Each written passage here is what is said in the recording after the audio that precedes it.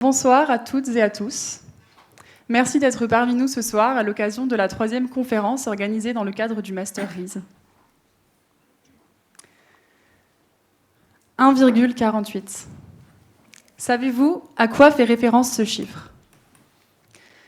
Eh bien, il s'agit de l'augmentation de la température moyenne terrestre constatée en 2023 par rapport à la période pré-industrielle, faisant de 2023 l'année la plus chaude depuis le début des relevés météorologiques.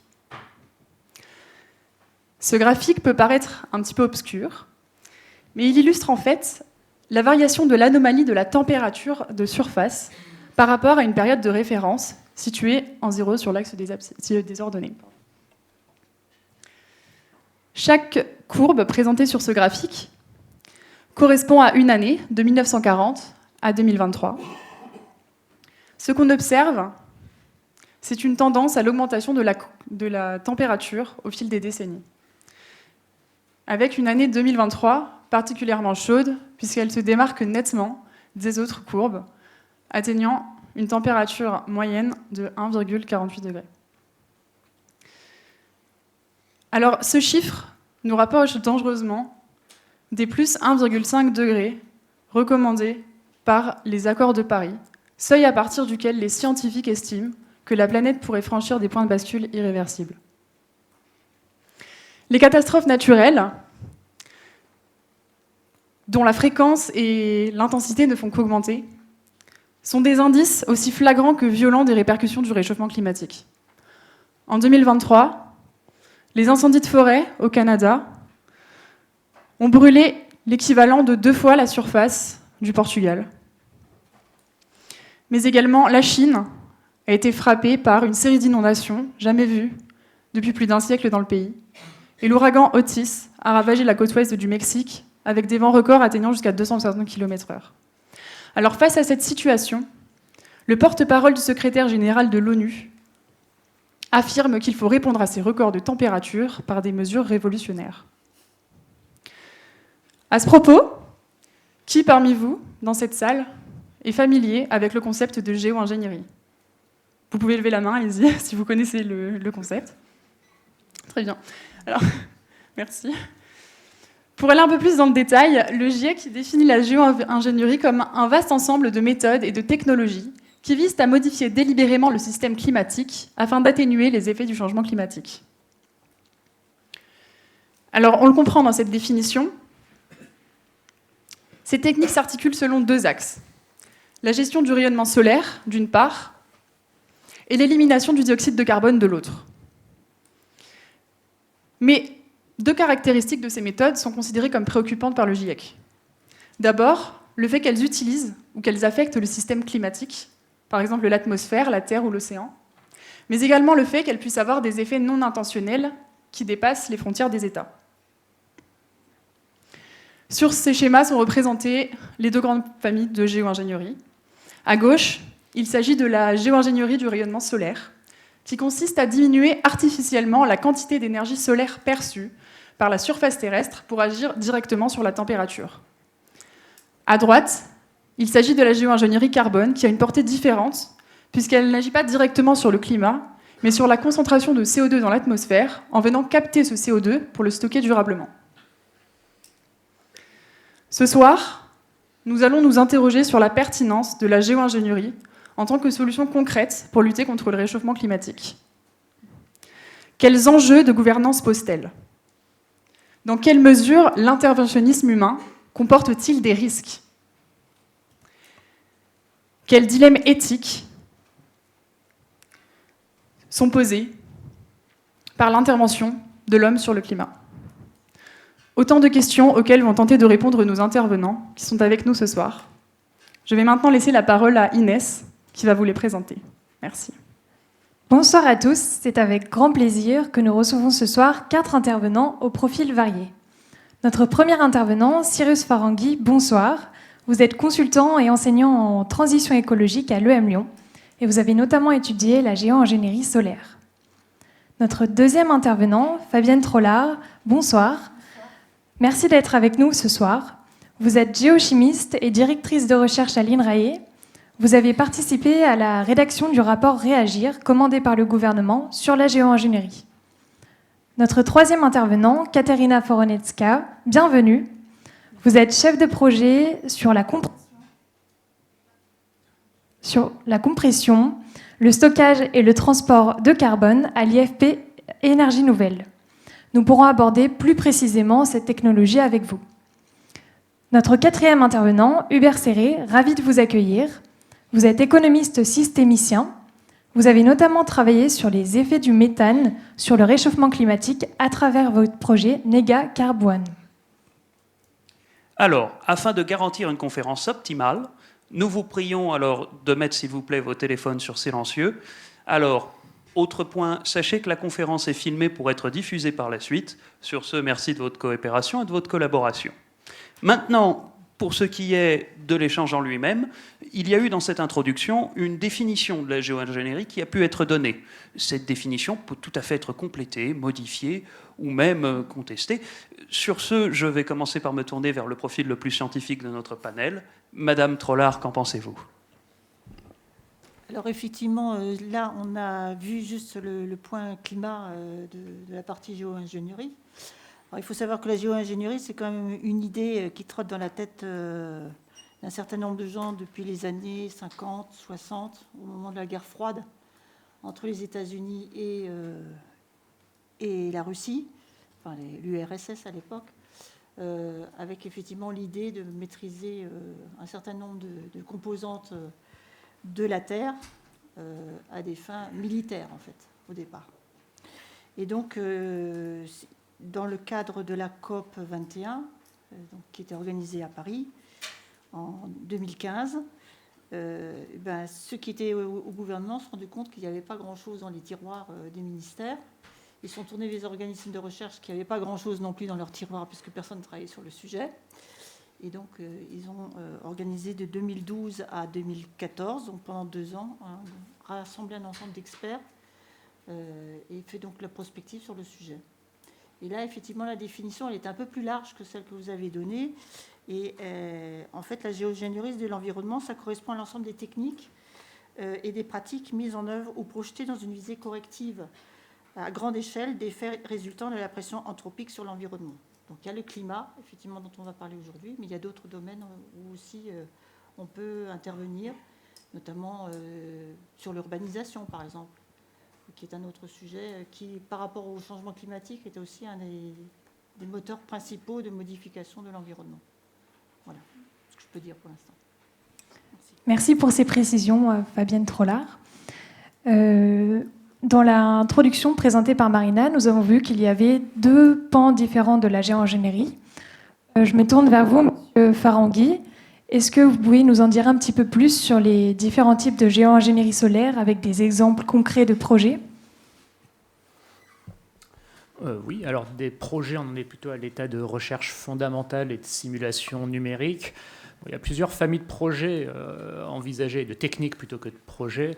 Il y a les techniques basées sur la surface de la Terre, donc repeindre les toits en blanc, on le voyait sur un schéma précédent, cultiver des plantes agricoles plus claires, de manière à augmenter l'effet albédo de la Terre et refroidir ainsi la température moyenne à la surface. Bon, ce n'est pas très concluant dans les simulations et ce n'est pas vraiment ce qui est regardé. À l'autre bout du spectre, c'est le cas de le dire, il y a les techniques dites spatiales, assez délirantes et assez lointaines. Donc les géo-ingénieurs rivalisent d'imagination pour imaginer toujours des trucs.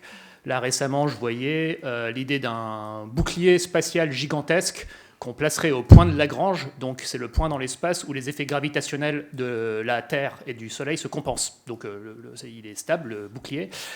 Il ferait la taille du Brésil, donc on peut aisément imaginer qu'envoyer un objet de cette taille depuis la Terre vers l'espace, c'est techniquement compliqué. Donc il faudrait construire le bouclier dans l'espace, envoyer des robots, etc. Bon, vous pouvez imaginer qu'on en est loin et que ce n'est pas demain la veille qu'on lancerait ça, donc c'est à l'état de concept. Entre deux, il y a une troisième famille qui sont les techniques dites atmosphériques. Et là, c'est plus sérieux à la fois en termes de faisabilité et d'avancée des recherches.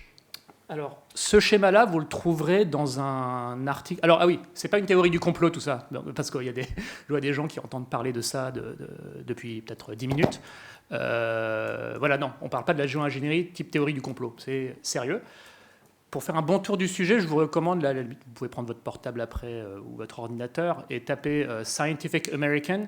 It's time to engineer the sky. Donc Scientific American, c'est une revue scientifique extrêmement sérieuse. It's time to engineer the sky, un titre un peu provocateur et un peu effrayant. C'est-à-dire, il est temps de faire de l'ingénierie dans le ciel. En 15 minutes de lecture, vous avez bien les tenants et aboutissants de l'affaire, les techniques, les problèmes géopolitiques que ça pose. Et donc ce schéma est issu de cet très bon article de cette revue-là. Donc concrètement, la technique qui tient la corde, c'est celle de gauche, donc l'injection d'aérosols dans la stratosphère. Ça consisterait à envoyer une flotte de quelques centaines d'avions, disons, qui voleraient dans la stratosphère et balanceraient des charges d'aérosols, par exemple le dioxyde de soufre. Donc c'est des aérosols, des particules en suspension dans l'air qui ont pour propriété de renvoyer une partie du rayonnement solaire vers l'espace et ainsi de refroidir la Terre. Okay. Dans les simulations numériques, les chercheurs disent ouais, ça fonctionne plutôt bien et maintenant il serait temps d'expérimenter en conditions extérieures, voir comment les aérosols se comportent dans la stratosphère. Et là, vous pouvez regarder le projet SCOPEX, donc qui est quand même porté par Harvard, Stratospheric Controlled Perturbation Experiment, SCOPEX, voilà, du scientifique David Keith et son équipe. Les deux techniques à droite, je vous laisse voir, c'est l'éclaircissement de nuages marins, donc pareil, qui aurait pour effet de renvoyer une plus grande quantité de rayonnement solaire vers l'espace, et l'amincissement des cirrus, CI2RUS, les cirrus étant des nuages hauts réchauffants, et donc les amincir réduirait leur pouvoir réchauffant, et donc refroidirait artificiellement la Terre. Ces deux techniques de droite, elles sont perçues comme ayant des effets plutôt locaux. Et on va dire les géo-ingénieurs les plus imaginatifs se disent peut-être que l'avenir serait une combinaison de ces trois techniques. Celle de gauche pour un espèce de refroidissement global et pour faire des petits ajustements locaux à la marge, peut-être les deux techniques de droite. Voilà, honnêtement, ça ne me fait pas super plaisir de venir vous parler de ce sujet-là. On en est là. Déjà, rien que ce que je viens de vous dire depuis 5 minutes devrait inviter à faire un pas de côté et se dire mais on en est où quoi ? Eh ben, on en est là. Voilà, moi, ça ne me fait pas particulièrement plaisir. À l'origine, je militais toujours pour la décroissance, pour la sobriété, pour les énergies renouvelables.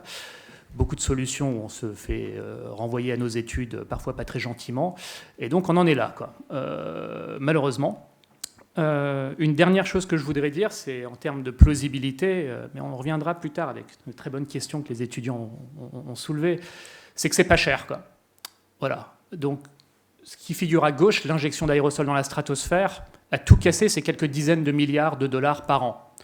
Donc même un pays seul comme la Chine ou même moins puissante pourrait financer ça très facilement. Et les promoteurs de la géo-ingénierie vous diront quelques dizaines de milliards par an, c'est rien du tout par rapport au coût de la transition énergétique, au coût de l'adaptation au changement climatique et aux dégâts que provoquerait le changement climatique, quand bien même on s'adapterait au maximum. Donc c'est un peu ça, quelques tenants et aboutissants de cette affaire. Eh bien, merci. Alors, pour ce qui est de l'autre pan de la géo-ingénierie, c'est-à-dire plutôt ce qui va concerner donc la captation, mais également et surtout le stockage du carbone, je me tourne cette fois-ci vers Madame Koronecka pour une petite présentation. Merci. Je vais commencer par vous présenter qu'est-ce que c'est le CCS. Donc, CCS, c'est l'abréviation en anglais. Donc, il s'agit de Carbon Capture and Storage. Donc sur ce slide, vous voyez le parcours d'une molécule qui est issue des fumées en général, donc des usines, et on va essayer d'appliquer les différents procédés pour la capturer. Une fois cette molécule est capturée, elle va être transportée en combinant les différents moyens de transport, que ce soit les gazoducs ou des bateaux. Et ensuite, on va rejoindre le site qu'on a identifié au préalable pour le stockage et on va l'injecter sous la terre dans un réservoir déplété. Qu'est-ce que c'est ? C'est une roche qui est poreuse, qui a été libérée des hydrocarbures. Et donc, on va essayer d'injecter le CO2 qui va se retrouver dans sa phase dense, dans son état supercritique, c'est-à-dire à haute pression. Et on va assurer de cette manière le stockage pérenne. de longue durée. Donc si on parle de captage, ce qu'il faut savoir, c'est que c'est un sujet qui prend beaucoup d'ampleur. Pourquoi ? Parce qu'on est capable aujourd'hui à capturer la molécule, à la capter, grâce aux différents procédés, que ce soit les procédés de lavage aux amines ou alors l'oxycombustion.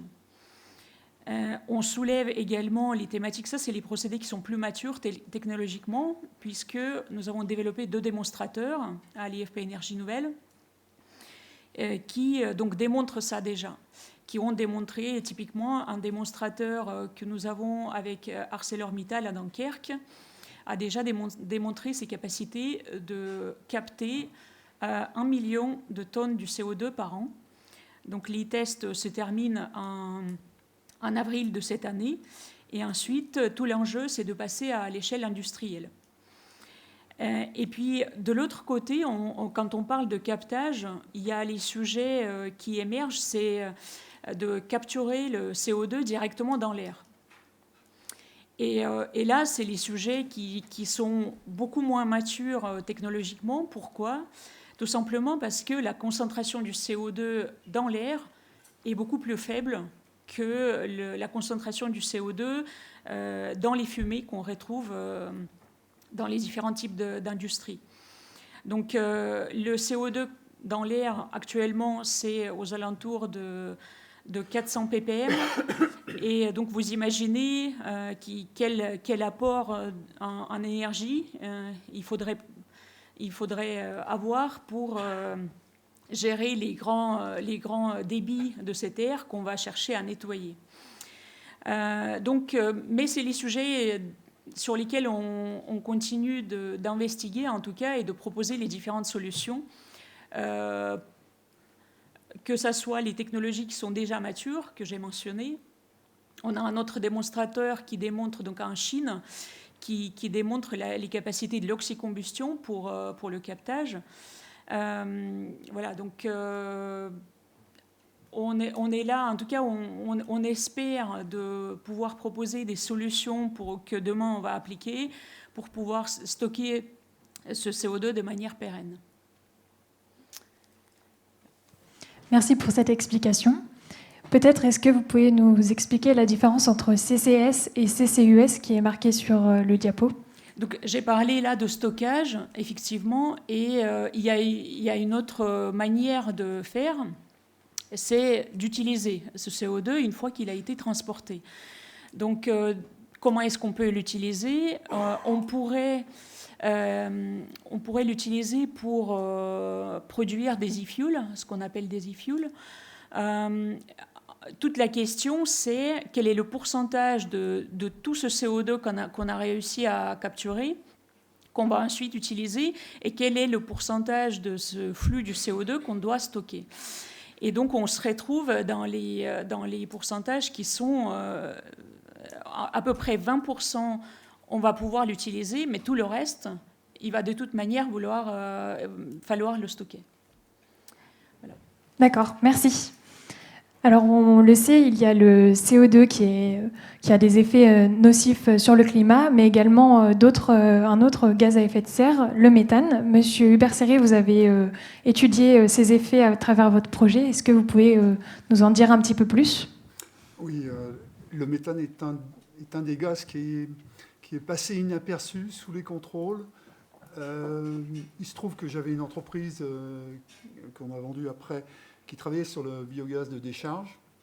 Je me suis rendu compte que rapidement, il n'était pas valorisable. Et ensuite, en lisant le rapport du GIEC, je me suis rendu compte que le GIEC avait... Je ne suis pas scientifique de formation, j'ai une formation économiste, avait eu besoin, pour expliquer le réchauffement climatique, d'utiliser un étalon qui était le CO2. Donc tous les autres gaz ont été déclinés par rapport à une équivalence d'impact sur le climat, sur le réchauffement climatique, par rapport au CO2. Alors, bien sûr, il fallait cet étalon pour pouvoir comparer les gaz entre eux sur leur impact, mais ça posait un petit problème, moi qui m'a gêné sur le plan statistique, probabilité. Non pas que le GIEC se trompe, je ne me permettrai pas de le dire, mais Le méthane, en fait, dans le rapport du GIEC, à la fin, il était précisé qu'il avait une durée de vie de 9 à 12 ans dans l'atmosphère. Or, le CO2, l'équivalent, c'est pris à 100 ans. Donc, on avait souvent, au départ, l'abréviation était CO2-EQ à la fin, qui voulait dire équivalent, qui a été supprimé. Tout le monde a parlé après, un peu à tort, du CO2 et pas assez du méthane, qui est tombé dans l'oubli. Or, je me suis permis d'essayer de refaire le calcul à l'envers, que j'ai fait contrôler par Jean Jouzel, qui est un ancien de l'INSA de Lyon, promotion 68. Il est venu en 2018, donc il m'a vérifié mes calculs. Il est très sympathique. Et en fin de compte, je suis arrivé à un truc extraordinaire, puisqu'on était à 28, maintenant on est à 30 tonnes équivalent CO2, c'est-à-dire une tonne de méthane, c'est 30 fois le CO2 sur l'impact à 100 ans. Mais quand on remonte, si on fait le calcul inverse et qu'on remonte l'impact du méthane sur sa durée de vie moyenne, je vais dire entre 9 et 12 ans, je vais prendre 10 ans, j'arrive à un calcul de 130 tonnes. 130 fois le CO2. Ça veut dire que le méthane est un puissant accélérateur du réchauffement climatique qui, aujourd'hui, a tordu la courbe depuis 15 ans. D'une droite qui était assez linéaire de montée du CO2, on arrive maintenant à une exponentielle, à une courbe d'exponentielle. On sait que c'est le méthane. La COP c'était 2028, je crois. Ils ont beaucoup parlé du méthane, ils se sont rendus compte que c'était le problème. C'est à la fois un accélérateur et ça peut être aussi une extraordinaire opportunité de réduire le réchauffement climatique, voilà, en le valorisant. Alors, les sources de méthane, il y en a plein. Elles sont multiples. Bien sûr, il y a les décharges, c'est les plus connues. Vous avez les stations d'épuration qui en émettent, mais vous avez tout le secteur agricole. Vous avez bien sûr les anciennes mines et puits, notamment aux États-Unis, vous avez le pétrole de schiste où ils ont abandonné, quand le prix est tombé, ils ont abandonné les mines à ciel ouvert et ça fuit en permanence. Vous en avez partout, bien sûr, vous avez le méthane, donc ça c'est du méthane anthropique, c'est-à-dire d'origine humaine. Vous avez le méthane naturel qui fuit, qui est une boucle de rétroaction, vous en avez deux, qui est le permafrost, ou en anglais le pergélisol en français, ou les caltrates, ou les hydrates de méthane qui sont au fond de la mer, qui sont des glaçons, et qui fondent au fur et à mesure que la mer est en train de se réchauffer, avec le réchauffement climatique. Donc il y a un emballement qui est en train d'avoir lieu. On vient de découvrir une troisième boucle de réchauffement climatique naturel. Enfin, quand on a un méthaniseur, on se rend compte qu'en montant la température, on peut accélérer le phénomène, le processus de méthanogénèse, c'est-à-dire la production du méthane. Et en fin de compte, c'est en train de se passer au niveau terrestre aujourd'hui, c'est que la hausse des températures accélère la méthanogénèse partout, donc il y a une accélération des productions de méthane. Quand je vous aurais dit qu'en plus on produit chaque année, on produit pas, enfin chaque année, l'ensemble représente 700 millions de tonnes par an qui sont envoyées dans l'atmosphère de méthane, multiplié par 130, vous voyez ce que ça peut donner sur 10 ans comme accélérateur. Voilà, sachant que l'industrie pétrolière à elle seule sort 120 millions de tonnes en plus du pétrole de méthane, qui est partiellement brûlé. Donc, quand on brûle, on divise par 5 à 6 l'impact climatique. Mais il n'est pas totalement brûlé, il y a beaucoup de pertes. Voilà. Bien. Merci. Alors, afin de rentrer plus en détail à présent, nous vous proposons d'aborder la question de l'efficacité technique potentielle de ces méthodes. Et par exemple, dans quelle mesure l'utilisation de ces techniques pourrait nous permettre de refroidir le climat mondial potentiellement et essayer de limiter l'emballement que nous connaissons. Et par exemple, du coup, oui, est-ce que cela suffirait, par exemple, à rester sous le seuil des 2 degrés tel que présent dans les accords de Paris Cyrus, par exemple. Oui, pourquoi pas, je peux commencer. Mais par où commencer? Alors oui, pour le reste de ce que je vais raconter aujourd'hui, je vais me focaliser sur l'injection d'aérosols dans la stratosphère, donc SAI, Stratospheric Aerosol Injection, parce que si on doit se lancer dans une telle folie, c'est plutôt par ce biais-là qu'on s'y prendrait. En termes d'efficacité, bon, j'ai déjà parlé des coûts. Après, en termes de mise en œuvre, il y a un programme fédéral de recherche déjà lancé par les États-Unis, qui ne fait qu'un peu officialiser et accélérer des recherches déjà en cours depuis une vingtaine d'années sur cette technique. Donc là, ce que je vous raconte, c'est concret. C'est un plan financé par Biden, etc. Bon. Donc c'est en cours, et vous verrez très vite, plus vous vous informez sur ce sujet, et plus vous verrez, pour l'instant, c'est une affaire entre Américains, entre chercheurs américains, entre politiques américains, et l'Europe reste sur la touche. Et ça, j'y reviendrai lorsqu'on parlera de gouvernance mondiale, parce que c'est un vrai problème. Et là, je tente de faire de la pédagogie pour que, ne serait-ce qu'en France, on soit suffisamment renseigné pour participer à la discussion, avant même de se dire on est pour, on est contre. Voilà, ça existe et on est pour l'instant sur la touche. Donc voilà, il y a des recherches en cours aux États-Unis, et globalement, les chercheurs nous disent qu'il y a besoin au moins de 10 ans de recherche fondamentale et d'expérimentation à petite échelle comme le projet Scopex, avant de se dire « ok, on y va peut-être ». Donc ça, c'est au moins 10 ans. Après quoi, il faut développer la flotte d'avions capables de voler dans la stratosphère. Ce n'est pas avec un Airbus que vous allez y arriver. La NASA a, il me semble, un modèle d'avion qui est aujourd'hui capable de voler dans la stratosphère et il ne serait pas capable de transporter les charges lourdes d'aérosols qui seraient nécessaires. Donc il faut développer une nouvelle flotte d'avions et ça nous rajoute 10-20 ans. Si, entre-temps, on commence la concertation géopolitique, les pays se mettent d'accord, etc., bon, ça rajoute peut-être pas de délai. Mais donc, ce que je viens de vous dire, ça veut dire qu'on ne peut pas actionner ça avant 20-30 ans. Hein. Donc, de toute façon, pour le moment, il va falloir s'adapter au changement climatique. Et si effectivement il y a emballement, voilà, de toute façon, ce n'est pas le genre de choses qu'on peut lancer tout de suite, ce que je suis en train de raconter. Par contre, une fois lancé, alors effectivement, les simulations montrent que l'effet sur la température serait assez immédiat. Et on y reviendra plus tard sur les éventuelles conséquences inattendues. Ce sur quoi on a plutôt confiance, c'est qu'effectivement, assez vite, les aérosols produiraient leur effet refroidissant et commenceraient en l'espace de même pas on parle de quelques années, quoi, à produire leurs effets en termes de stabilisation de la température ou voire de refroidissement si on en a envie. Alors après, on verra plus tard pour les incertitudes, mais en principe, c'est ça. On parle de ces délais-là. Et d'une confiance assez importante sur le fait que oui, on aurait un effet assez rapide sur la température. Voilà. Donc, alors que, à nouveau, ce n'est pas pour opposer les choses, mais c'est pour comprendre, la transition à la fois en termes de coûts et de délai pour commencer à en récolter les fruits, c'est beaucoup plus long, la transition énergétique. Hein. Voilà. Peut-être du côté captation carbone, sous quel délai on peut espérer voir le déploiement de ce type de technique ? Oui, donc comme je vous ai dit plus tôt, ce qu'il faut savoir, c'est que le CCS, c'est déjà une technologie qui est mature. C'est-à-dire sur la partie captage, les 2 démonstrateurs qui existent actuellement arrivent à démontrer effectivement le procédé de captage où le CO2 se retrouve en état quasi pur, c'est-à-dire avec la pureté de 97% du CO2. Qu'il faut ensuite transporter. Donc, de ce point de vue, la brique captage est déjà là, est déjà présente. La question maintenant, c'est comment est-ce qu'on fait. Donc, aujourd'hui, on est capable de capter 1 million de tonnes du CO2 par an.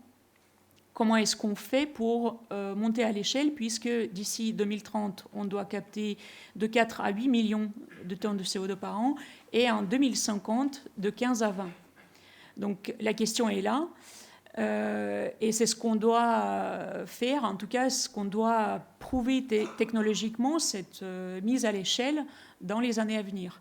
Ensuite, sur la brique transport, la question se pose surtout sur la partie réglementation.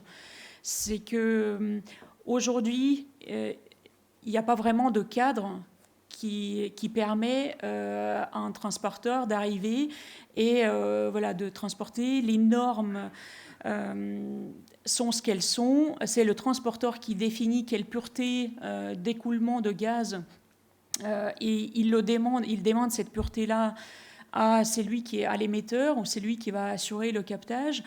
Et puis le stockage derrière. Alors pour l'instant, on ne parle pas du tout de stockage en France, en tout cas, même si les sites de stockage ont été identifiés, mais ces sites-là nécessitent une recherche qui doit être plus approfondie pour les caractériser.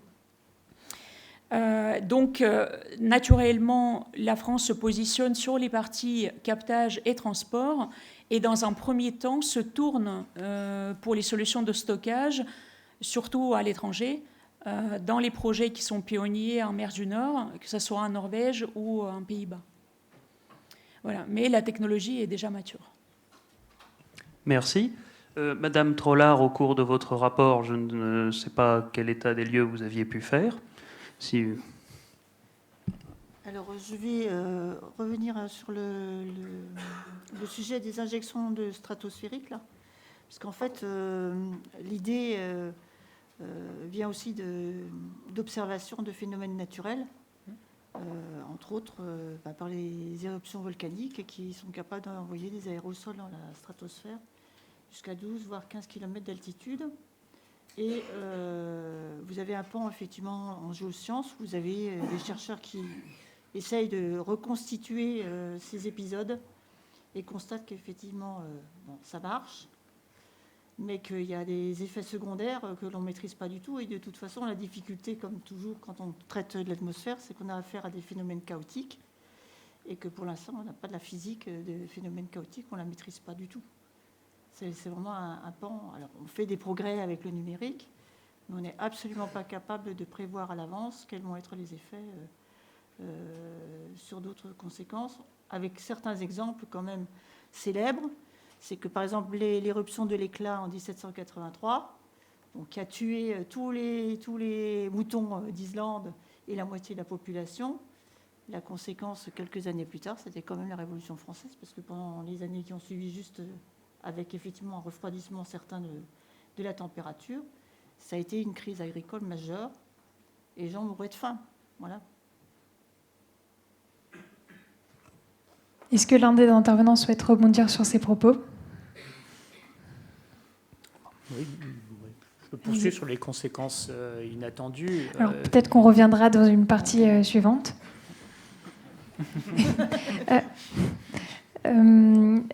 Est-ce que, au niveau de cette technologie, à la fois solaire et captation carbone, est-ce qu'elle permettrait vraiment de rester sous le seuil des 2 degrés qui sont requis par les accords de Paris, selon vous ? Je peux compléter. Oui, alors effectivement, pour la captation du CO2, alors déjà, il y a le phénomène naturel qui consiste à l'altération des carbonates. Et effectivement, on stocke naturellement, la nature stocke toutes les montagnes que vous avez de calcaire, c'est du carbone stocké, hein, clairement. Et ça, c'est du stockage de long terme. Donc ça, c'est la première chose. La technologie est effectivement mature. Il y a aussi un projet au BRGM sur le même sujet. Donc on sait faire. Mais maintenant, il s'agit de savoir qui paye derrière pour mettre ça en place. Voilà. Donc ça, c'est l'autre frein. C'est la décision politique de mettre les choses en place. De ce côté-là, qui pour l'instant ne se fait pas. Oui, nous reviendrons justement un peu plus tard sur la question du politique. Madame Voronetskia, je crois que vous vouliez réagir également. Oui, donc pour compléter, effectivement, les freins actuellement se positionnent pas côté technologie. Hein. Technologie, elle est mature, mais se positionne plutôt sur donc ce que j'ai mentionné typiquement pour le transport, c'est le cadre réglementaire qui va s'installer. Et donc là, c'est quelque chose qui est réfléchi et commissionné en ce moment au sein du gouvernement, pour lesquels on doit avoir les normes, en tout cas, qui doivent sortir en 2024. Donc ça, c'est le premier frein. Et ensuite, c'est effectivement la répartition des responsabilités et l'investissement. Donc si on parle d'économie, effectivement, sur le captage, c'est 60% du prix de tout le reste sur la chaîne des valeurs que j'avais mentionné tout à l'heure. C'est-à-dire, on va partir de captage, on va assurer le transport et le stockage. Donc, le captage, c'est la brique qui est la plus chère. Et sur cette brique-là, et puis sur toute la chaîne, il faut définir la responsabilité de chacun des acteurs. Et vous comprenez que c'est pas un seul acteur qui va assurer toute la chaîne, puisqu'il y a l'émetteur, ensuite il y a quelqu'un qui va assurer le captage du CO2, quelqu'un qui va le transporter et quelqu'un qui va injecter en utilisant les puits, soit les anciens puits oil and gas, soit les puits qui viennent d'être construits pour remplir les réservoirs déplétés. Donc, comment est-ce que entre chacun de ces acteurs, la responsabilité se répartit ?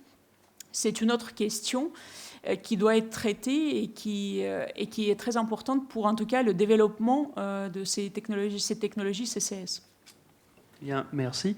Et puisque si jamais pour ce qui est des autres gaz à effet de serre, Monsieur Serret.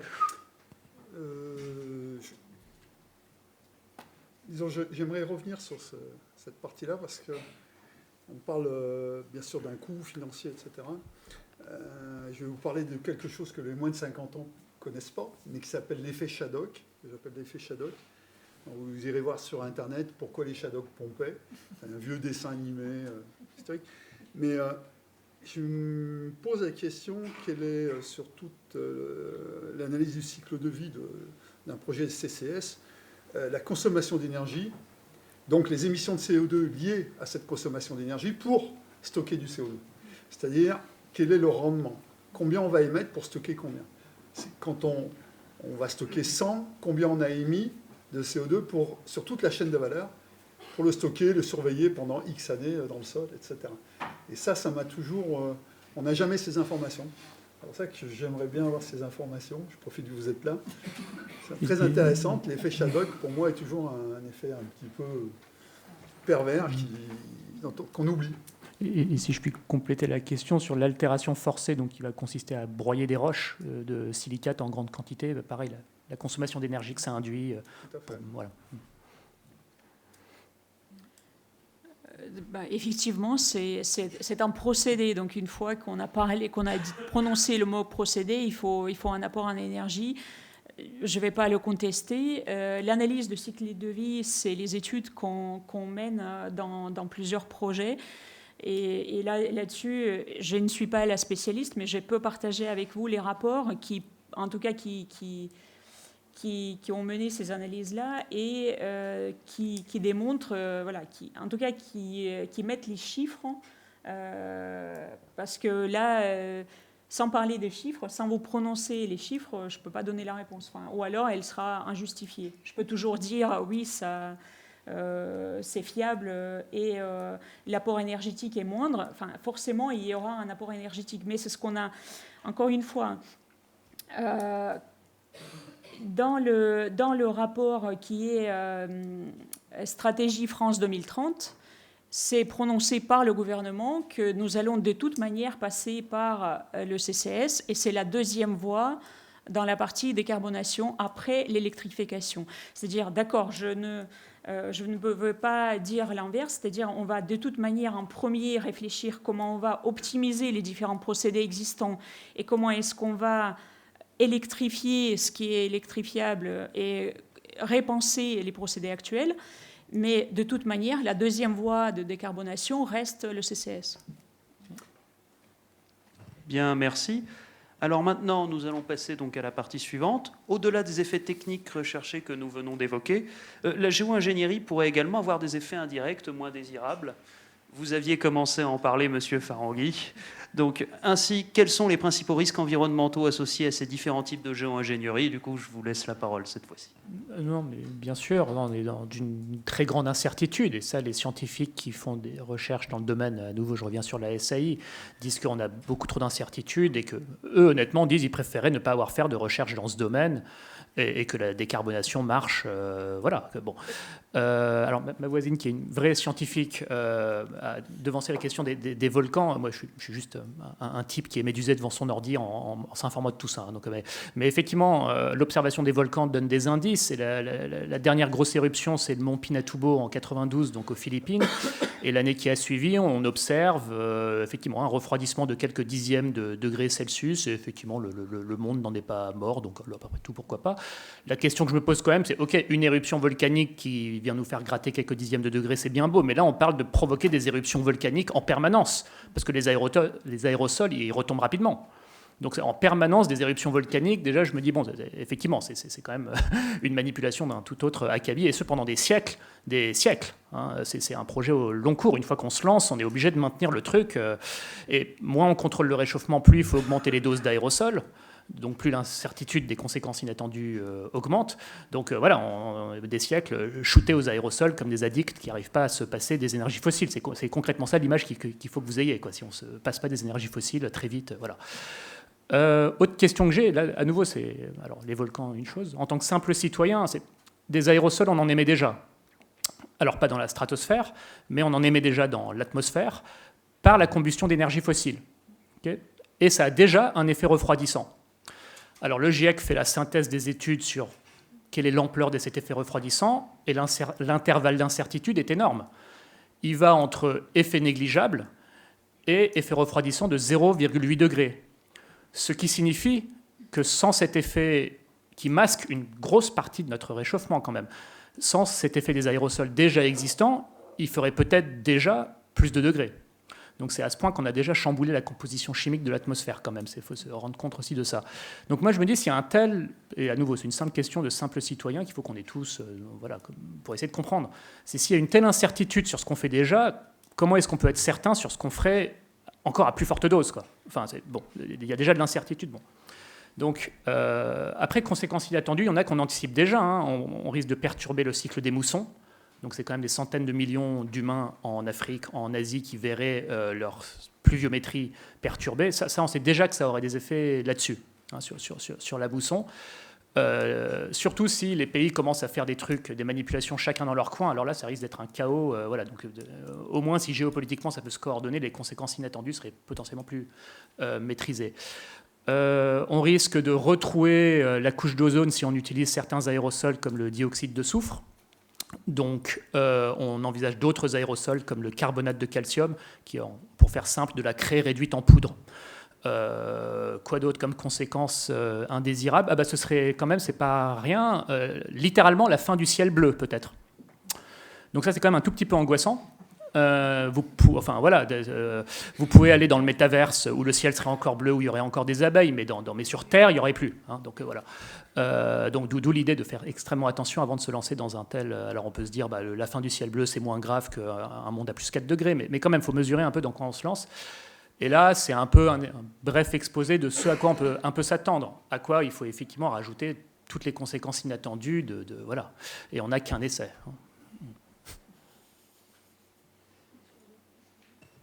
Madame Troller, vous vouliez réagir? Non, je pense que mon voisin a déjà dit pas mal de choses. Bon, la conséquence est effectivement aussi sur la répartition des pluies, ça c'est sûr. Donc forcément, conséquences sur la production alimentaire. Donc aussi remontée du niveau de la mer. Mais qui dit remontée du niveau de la mer n'affecte pas seulement les côtes, hein, c'est tout le réseau hydrographique qui est modifié. Et donc même dans les prévisions du GIEC, les dernières, c'est 1 mètre à la fin du siècle, et donc c'est 30% de la surface de l'Europe qui disparaît sous l'eau, quoi. Voilà, donc à revoir les infrastructures et se tourner vers les élus en disant comment vous faites si vous êtes obligé de remonter toutes vos infrastructures dites vitales. Alors, il y a les Américains qui ont aussi sorti un article et qui considéraient que c'est 80% de tout le réseau de câbles qui serait sous l'eau. Donc Internet, tout ça s'effondrerait aussi parce que du coup, ce serait noyé. Voilà. Donc, Et comment est-ce que ces risques peuvent-ils être atténués selon vous ? Atténuer, je ne sais pas. Enfin, l'histoire de l'humanité montre quand même une chose, c'est qu'en général, les périodes. Alors, le problème du réchauffement actuel, c'est qu'il est plus rapide que d'habitude. Il y a déjà eu, même dans l'histoire de l'humanité, il y a déjà eu des périodes de réchauffement, et ça, en général, était plutôt bénéfique pour l'humanité. Quand il fait chaud, par contre, quand on a les refroidissements brutaux derrière, en général, c'est plutôt catastrophique, et la plupart des civilisations se sont effondrées suite à des refroidissements climatiques plutôt qu'à des réchauffements. Bon, ceux-là, ils sont naturels. Leurs causes, on ne les connaît pas, mais on a quand même vu la conséquence sur l'humanité. Donc ça, c'est déjà une observation. Maintenant, alors à un moment donné, on parlait d'atténuation, même quand on parlait quand on a travaillé sur le rapport, là, donc ça fait 10 ans, on essaie de trouver des solutions d'atténuation. Aujourd'hui, le discours est plutôt de dire qu'il faut s'adapter. Voilà. Donc s'adapter au réchauffement climatique. 2 degrés, effectivement, ça a des conséquences alors, pour l'humanité, mais c'est surtout pour tout l'ensemble des espèces animales et végétales. Alors ceux qui peuvent migrer ont déjà commencé à le faire. On voit très bien les poissons, certains poissons qui existent dans la mer Rouge, on les retrouve en Méditerranée et commencent à se reproduire en Méditerranée. Pour les arbres, c'est déjà plus compliqué parce que eux, ils ne migrent pas. Mais il y a des programmes effectivement de tests d'implantation des espèces, alors soit en altitude, soit plus au nord, effectivement. Et puis y compris en agriculture, où on commence à penser à faire des vergers et des vignobles sous d'autres latitudes que les nôtres, quoi. Voilà. Bien. Donc c'est vraiment la solution actuellement, c'est l'adaptation, quoi. Eh bien, merci. Alors, Madame Voronecka, pour ce qui est du CCUS en particulier, est-ce qu'il y a déjà des risques clairement identifiés? Oui.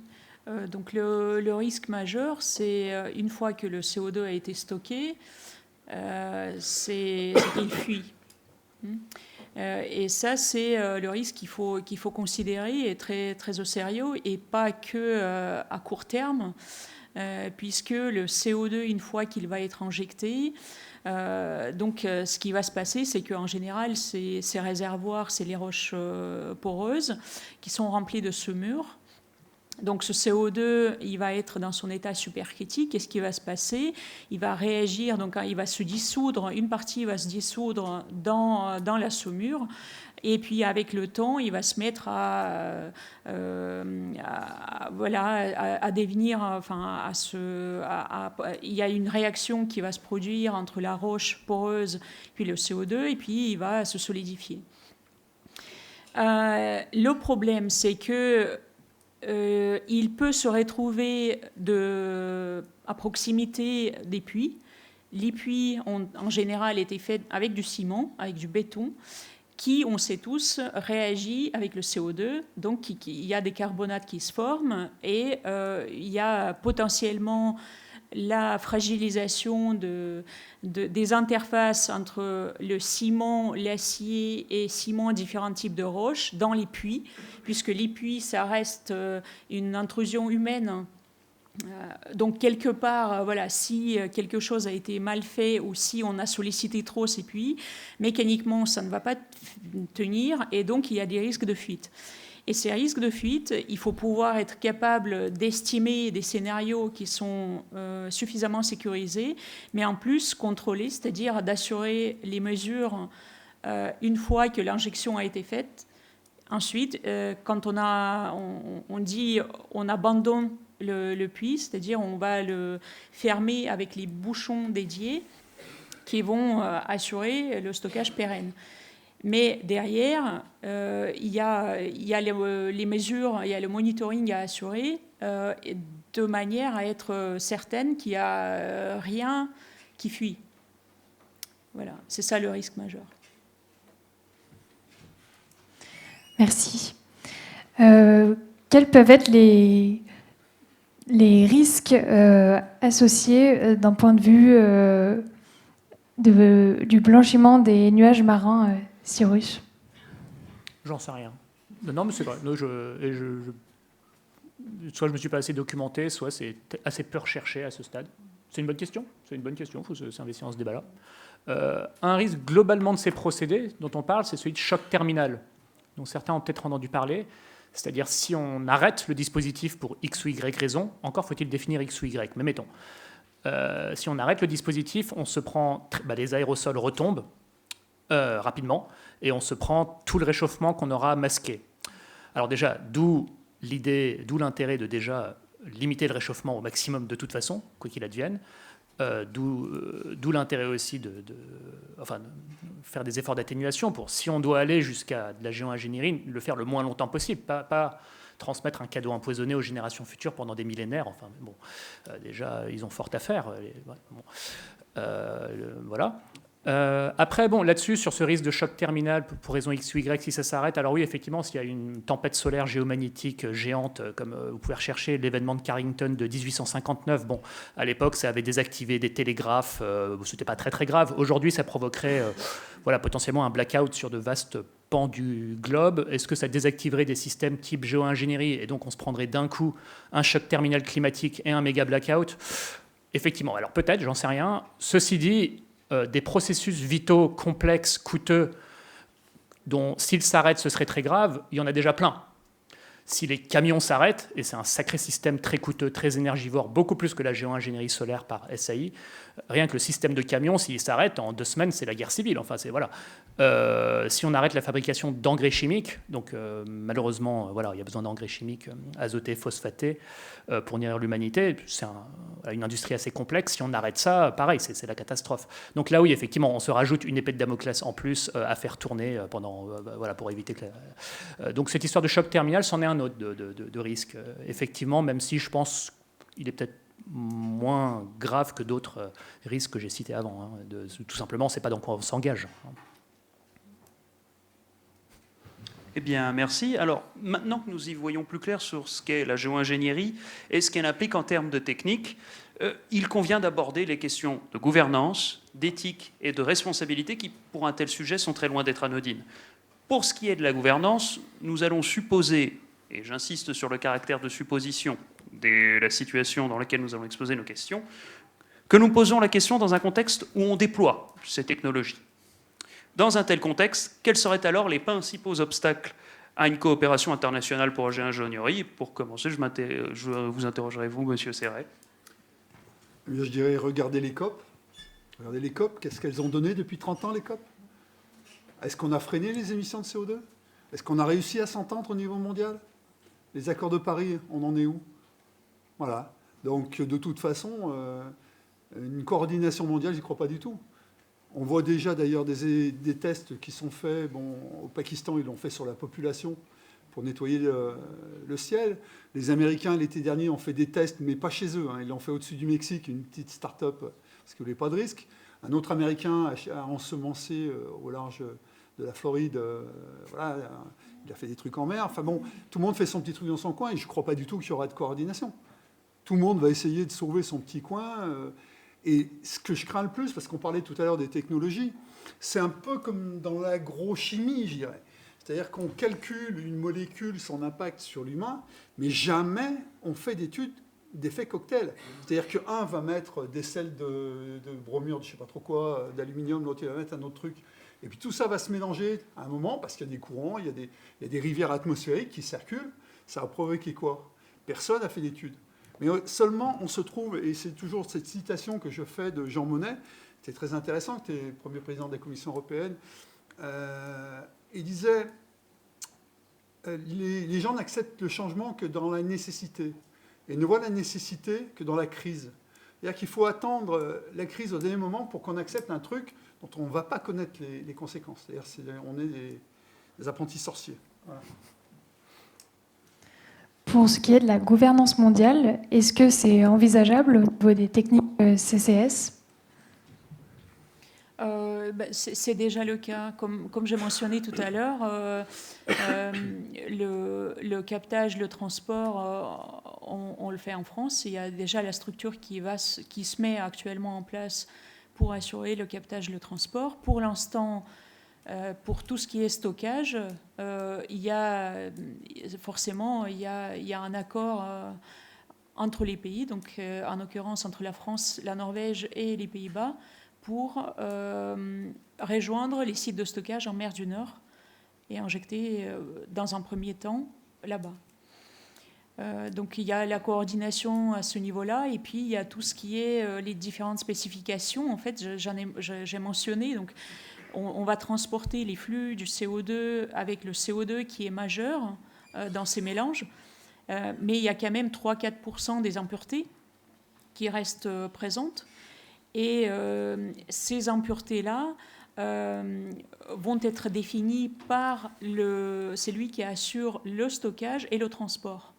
Et c'est quelque part, voilà, il y a tout à définir, parce qu'effectivement, comme mon collègue a dit tout à l'heure, ces mélanges-là, la réaction qui va se créer, puis le comportement dans certaines conditions de ces impuretés, même si on se dit qu'elles sont tellement minoritaires et que les effets de corrosion commencent à se ressentir à partir de 50 ppm d'eau, si ça n'a pas été bien séché, etc.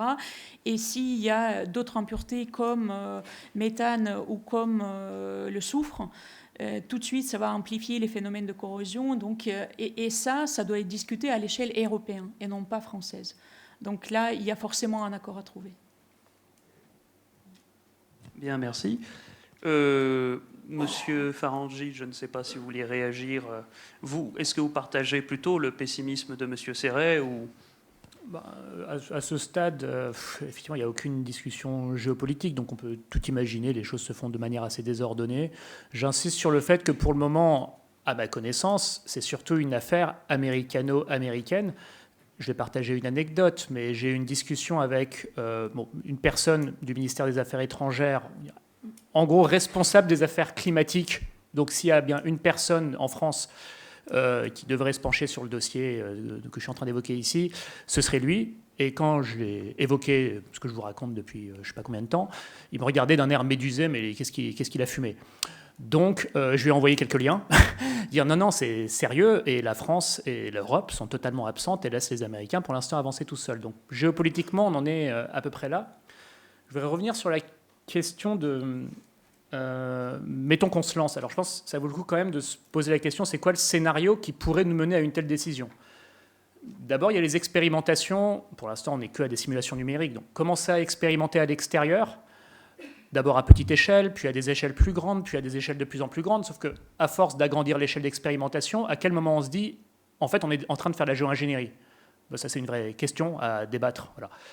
Une autre question, et ça, c'est fondamental, c'est est-ce qu'on irait, on va dire dans l'idée, plutôt à titre préventif, pour, par exemple, éviter qu'on franchisse un point de bascule. Donc les scientifiques viennent dire, écoutez, globalement, on est assez sûr qu'on est sur le bord de franchir un point de bascule catastrophique, et on est globalement assez sûr que ça vaut le coup de partir en géo-ingénierie. Totalement spéculatif ce que je raconte, mais vu où on en est, on a le droit de spéculer, de faire de la prospective. Donc ça, ce serait l'approche préventive, c'est-à-dire le changement climatique n'est pas forcément encore invivable, mais préventivement, on se dit, on y va parce qu'on a suffisamment confiance. Okay. Il y aurait l'approche curative, c'est-à-dire on n'en peut plus, on ne peut plus s'adapter. Il y a la guerre, il y a l'insécurité alimentaire, il y a l'Espagne est en train de devenir invivable, etc. etc. Vous extrapolez ce qui est en train de se passer là encore 20-30 ans. Voilà. Et donc on dirait on ne peut plus, quoi. On a atteint les limites dures de l'adaptation, et en plus on a une confiance assez forte sur le fait que le réchauffement va se poursuivre. Et donc ce serait une espèce de pansement sur une jambe de bois, le temps de faire la décarbonation, etc. Donc ça, c'est un autre scénario qui pourrait mener à cette décision. Et après, la question, c'est effectivement la coordination des nations. Est-ce que ça se fera de manière désordonnée ou de manière coordonnée? Est-ce que tout le monde y verra son intérêt aussi? Alors je me dis là, les États-Unis et la Chine sont globalement perdantes dans l'affaire du changement climatique. La Russie, pour le moment, les rendements augmentent, les hivers sont moins froids, elle se voit du moins bénéficiaire, c'est ce qu'ils pensent eux. Est-ce qu'elle s'y opposerait pas? Parmi d'autres conséquences entre guillemets positives du changement climatique, pour le moment, la mousson remonte vers le nord et le Sahel se reverdit. Voilà, c'est pas climato-sceptique, c'est comme ça, c'est observable. Là aussi, les peuples du Sahel se disent nous, en fait, ça allait pas si mal. Bon, je spécule à nouveau, mais c'est le genre de comment dire, dilemme auquel on serait confronté. Donc c'est pas si simple, juste on appuie sur un bouton et hop, alors sans même parler des conséquences physiques inattendues, mais géopolitiquement, quand bien même le monde serait sympa, voilà, que les puissances n'auraient pas de rivalité, qu'on voudrait se coordonner, même ça, ce serait pas si simple. Si en plus on se dit que les puissances ne s'entendent plus trop, dans les années 2040-2050. Un autre scénario auquel il faut être attentif, je pense, c'est l'enjeu purement économique. Donc, imaginez, à nouveau, le secteur des assurances, qui a quand même un peu de poids pour faire valoir ses intérêts, commence à dire, mais écoutez, il y a trop de territoires qui deviennent inassurables et on est en train de perdre des centaines de milliards. Le secteur agricole, dans certaines régions, commence à dire, écoutez, nous aussi, on perd des centaines de milliards, des milliers de milliards, là, ce n'est plus possible. Quels autres secteurs? Le secteur du bâtiment commence à faire sérieusement la tête. Ils perdent des dizaines et des dizaines de jours de production l'été parce qu'il fait trop chaud dans des zones où jadis on pouvait travailler. Donc ils commencent à regarder les projections et à faire la tête. Donc là, on parle de pertes économiques colossales. Qu'il y a un lobbying pour dire, écoutez, nous on perd des milliers de milliards. Ce truc-là qui coûte quelques dizaines de milliards, on va se cotiser nous et babos, quoi. Voilà, ça peut être un autre scénario un peu poussé par des industriels qui auraient intérêt parce que le changement climatique leur coûte trop cher. Voilà. Est-ce que l'un d'entre vous souhaite rebondir sur ces propos? Je rappellerai que M. De Castries, le patron d'AXA, donc qui n'est pas connu pour être un pessimiste, a annoncé que déjà à 1,5 degré, ce n'était plus assurable. Plus rien n'était assurable. Alors à 2 degrés, je vous laisse imaginer. Et je rappelle aussi que la ville de La Rochelle, je lance un appel, cherche toujours un assureur pour ses risques, suite à tous les dégâts qu'elle a eus aux tempêtes et autres. La ville de La Rochelle ne trouve plus d'assurance.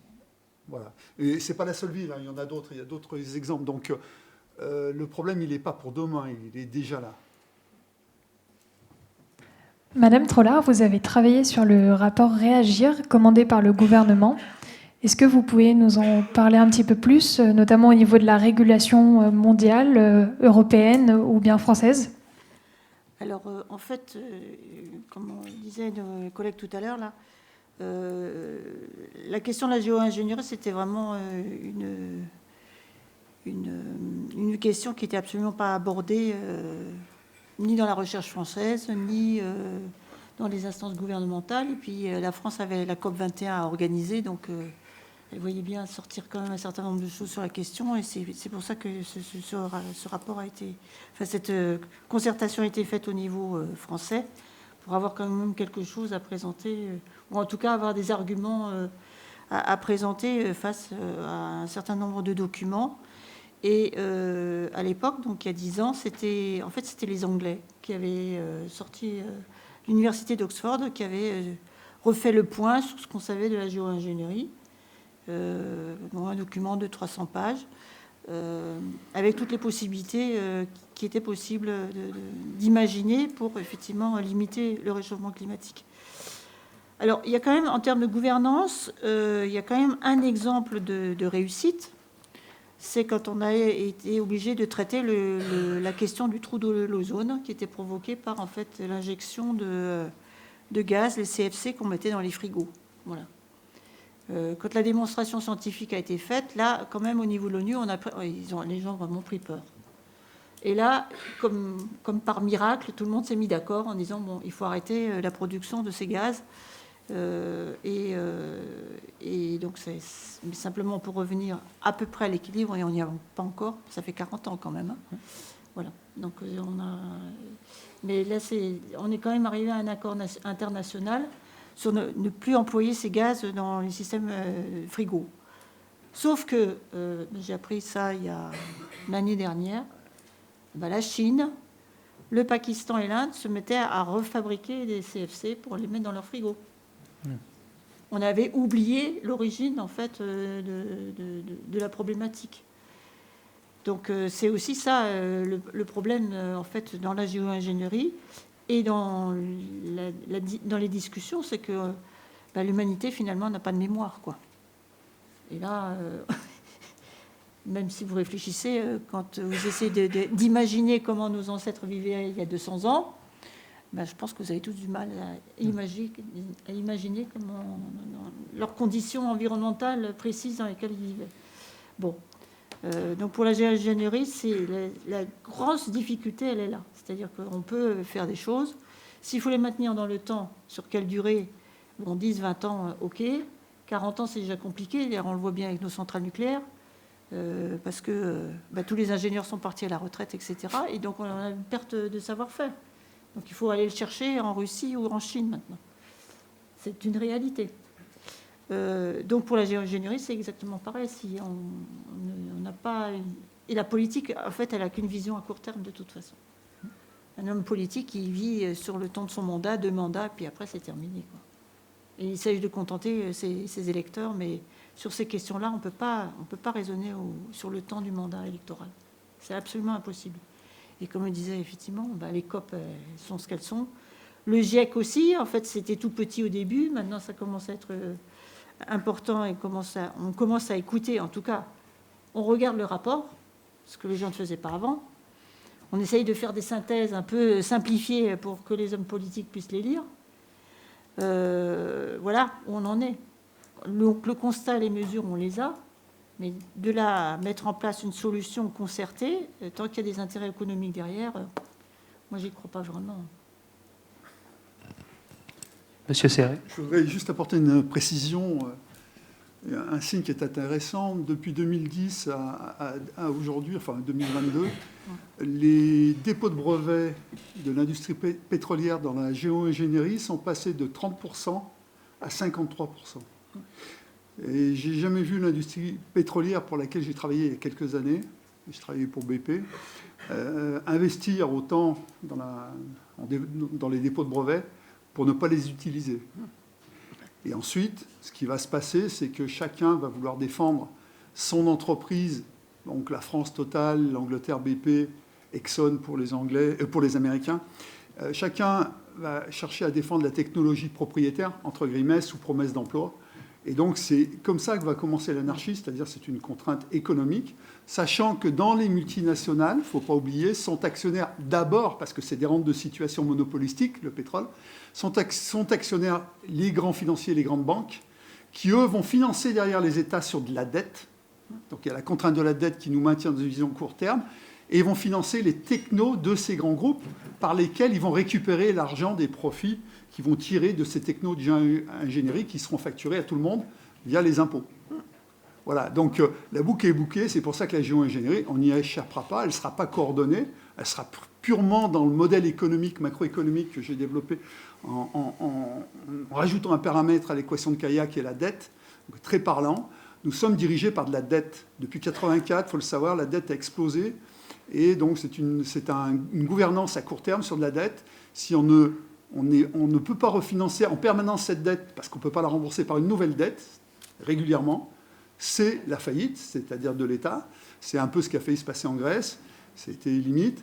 Et donc, c'est un effondrement, le chaos et la guerre civile. Donc, les gouvernants qui arrivent au pouvoir, non pas que je les défende, mais ils se trouvent devant cette chose qui s'est imposée au-dessus de la Constitution, au-dessus de l'intérêt général. C'est-à-dire que ça conditionne notre démocratie, il faut le savoir, la dette. Et c'est ce qui va derrière contraindre tout le reste. Puisque cette dette, c'est les multinationales derrière, c'est les financiers qui la maîtrisent via les paradis fiscaux et les trous noirs de l'économie mondiale.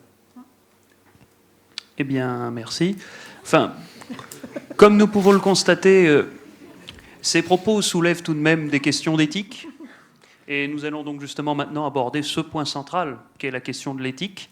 C'est un dilemme qui pénètre y compris au sein de la communauté scientifique. C'est pourquoi j'ai d'abord me tourné derrière Madame Trollard pour présenter un petit état des lieux des dilemmes qui déjà existent, ne serait-ce qu'au sein de la communauté scientifique.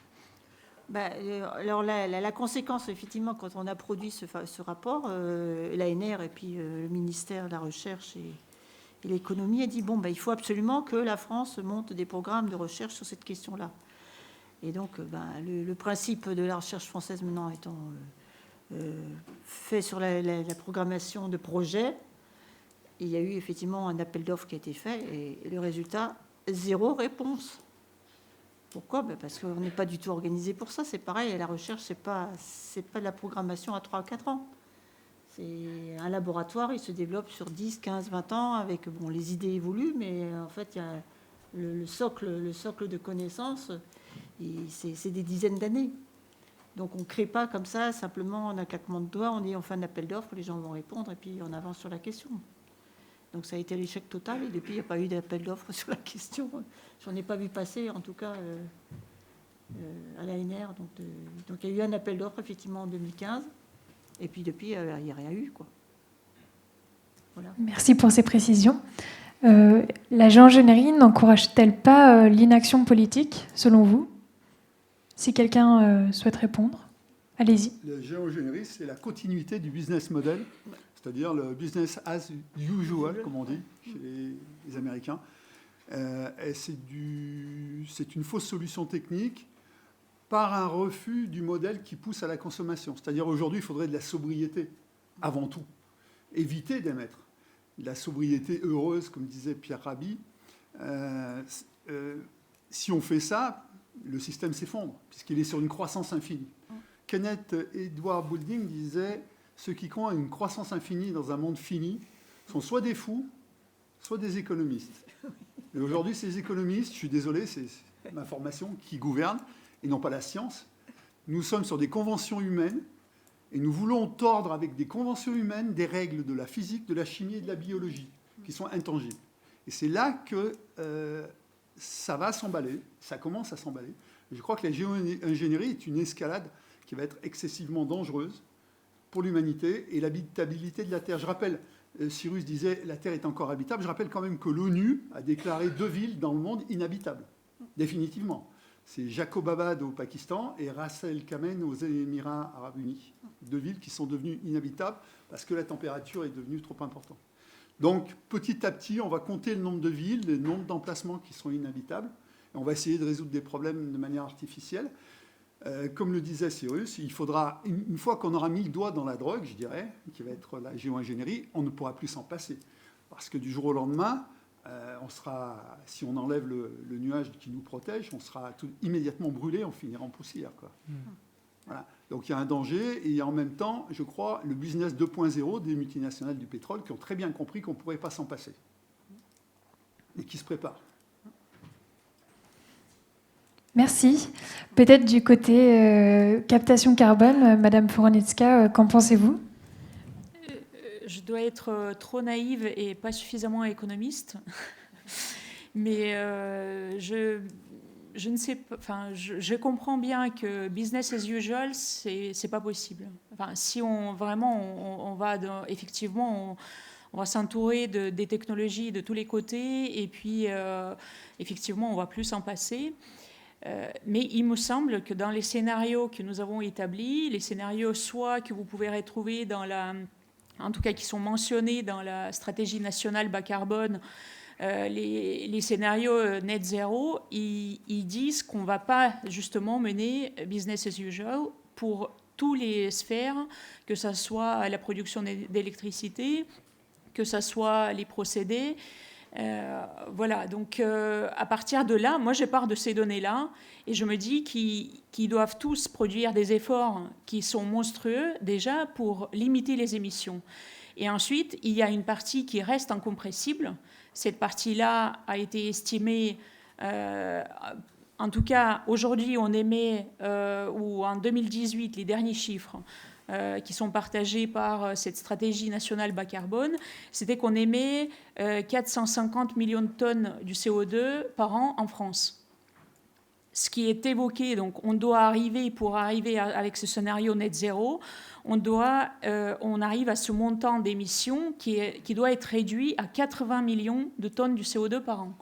Donc, vous voyez, on doit diviser à plus que 5 donc nos émissions. Et ça, c'est pas rien. Enfin, dans ces conditions, le business as usual n'est pas possible. Et donc, à partir de ce moment-là, ou de ce montant de 80 millions de tonnes du CO2 par an, comment est-ce qu'on fait ? Donc, ils ont estimé les puits naturels de carbone, donc les forêts, etc., l'océan. Il y a toujours de 15 à 20 millions de tonnes du CO2 par an qui restent à stocker. Voilà, en tout cas, il y a quelque chose à faire avec ce carbone supplémentaire qui ne sera pas absorbé par les puits naturels de carbone. Et donc là-dessus, voilà, dites-moi si je suis trop naïve ou pas suffisamment économiste, mais voilà, c'est ça mon avis. J'aime bien George Orwell et la novlangue. J'aime bien quand on me parle de net zéro, j'ai été voir un petit peu ce que c'est le net zéro. Mais en fait, c'est pas net du tout et c'est pas zéro. Il faut le savoir. Donc tout ça, c'est de la novlangue, c'est-à-dire qu'on fait de la grande communication. On ne parle plus aujourd'hui de montée des eaux. On parle de déplacement d'un trait de côte. C'est-à-dire qu'on bouge un petit trait. C'est pas la montée des eaux. On ne parle plus de décarboner, on dit net zéro. Mais en fait, quand net zéro, quand vous le prenez en 2050, on a réduit, soi-disant, les émissions de CO2, mais c'est pas net et c'est pas zéro. On n'est pas à zéro du tout, loin s'en faut. Donc, il faut faire attention à toute cette communication, à tout ce langage des politiques très très fort, qui en fin de compte nous enfument un maximum. En fin de compte, c'est le coiffeur qui rase gratis demain. Mais comme ils ne seront pas là demain, ce n'est pas leur problème. Par contre, nous, peut-être on sera encore là, ou nos enfants. Donc c'est pour eux qu'il faut penser un petit peu à tout ça. Et je me méfie énormément de toutes ces phrases toutes faites qu'on sorte. Il faut savoir ce qui se cache derrière. Je peux rebondir. En plus, je suis têtue, alors j'aime pas. Voilà. Le net zéro, effectivement, ça peut être des grands mots et des grandes phrases. Ce qu'il appelle net zéro, c'est le scénario pour moi. Personne dit que les émissions vont être égales à zéro. Jamais ça n'a été publié dans ce rapport. Ce qu'on dit, c'est que le montant d'émissions doit être réduit à 80 millions de tonnes par an d'émissions du CO2, donc personne n'en parle du zéro. C'est pour appeler quelque part ces concepts et pour pouvoir se repérer dans quel scénario ils proposent, ils l'ont appelé comme ça. Effectivement, c'est un grand effort de communication, je ne veux pas dire l'inverse, mais il faut bien se repérer quelque part. Et puis, c'est effectivement, les gens qui ont construit ça, ils ont fait peut-être la formation en communication, donc ils doivent être forts à ça. Donc, où est le problème? Les émissions seront toujours là. Il y a le montant qui est indiqué comme incompressible. Et puis, ce qu'il faut savoir, c'est comment est-ce qu'on va faire pour le traiter. Merci pour ces précisions. Madame Trollard, je crois que vous voulez réagir. Alors, je vais réagir. En fait, effectivement, pour la France, c'est 80 millions de tonnes. Mais les émissions de CO2 de la France, ça représente 6% des émissions totales au niveau de la Terre. Donc, cumulé historiquement. Oui, cumulé historiquement, oui. Donc, en fait, alors, on a déjà fait des efforts. On peut encore en faire. Mais si vous avez l'occasion de voyager un peu, vous vous rendez compte que, par exemple, les embouteillages automobiles, vous avez ça dans toutes les villes du monde, quelle que soit la latitude où vous êtes. Est-ce que l'on cherche vraiment une solution pour la mobilité des gens, que ce soit pour le travail, pour l'alimentation, etc. Est-ce qu'on modifie les villes pour faciliter la vie des gens? Non. Donc on continue à utiliser du pétrole et on continue à émettre du CO2. Et ça, c'est vraiment une caractéristique, mais qui est mondiale. Vous alliez n'importe où dans le monde, c'est pareil. Les embouteillages sont exactement les mêmes. Ouais. Cyrus, vous vouliez réagir? Oui, sur les sujets éthiques, je suis un peu partagé. Bon, je pense, dans un débat qui est quand même plutôt occidental, les gens perçoivent ce sujet comme « Ah zut, le business as usual et les pétroliers ont trouvé un cheat code pour en fait tout poursuivre comme avant, pour stabiliser le climat de manière purement technique et on n'aura pas notre grand soir de sobriété, de décroissance, etc. Ah zut, bon, next time peut-être. » Mais c'est pas ça. Déjà, de ce qu'on a dit, c'est pas pour tout de suite. Et ça ne réglera pas tous les problèmes. Ça ne dispense surtout pas de faire des efforts d'atténuation et d'adaptation. Donc ça, c'est pas du tout du business as usual.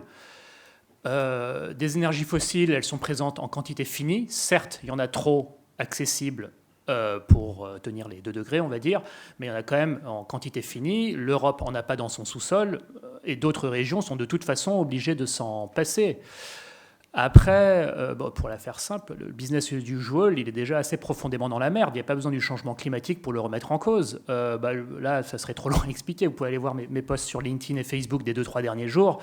Mais le système a des gros problèmes de dette, des gros problèmes, là on voit, agricoles, de dégradation des hôpitaux, de plafonnement de la croissance et on ne sait pas comment faire, des gros problèmes d'appauvrissement dans les pays riches, que vous dire d'autre, des gros problèmes de biodiversité, des problèmes de cuivre. Donc une fois qu'on a dit tout ça, le business as usual, il ne va pas survivre longtemps, quoi. Il est déjà en train de mourir. Alors est-ce que c'est pour laisser place à quelque chose de mieux après? À nous de ne pas basculer en un système totalitaire ou que sais-je, de protéger la démocratie. Mais là, tout ce que je viens de dire, pour y remédier, c'est tout sauf du business as usual.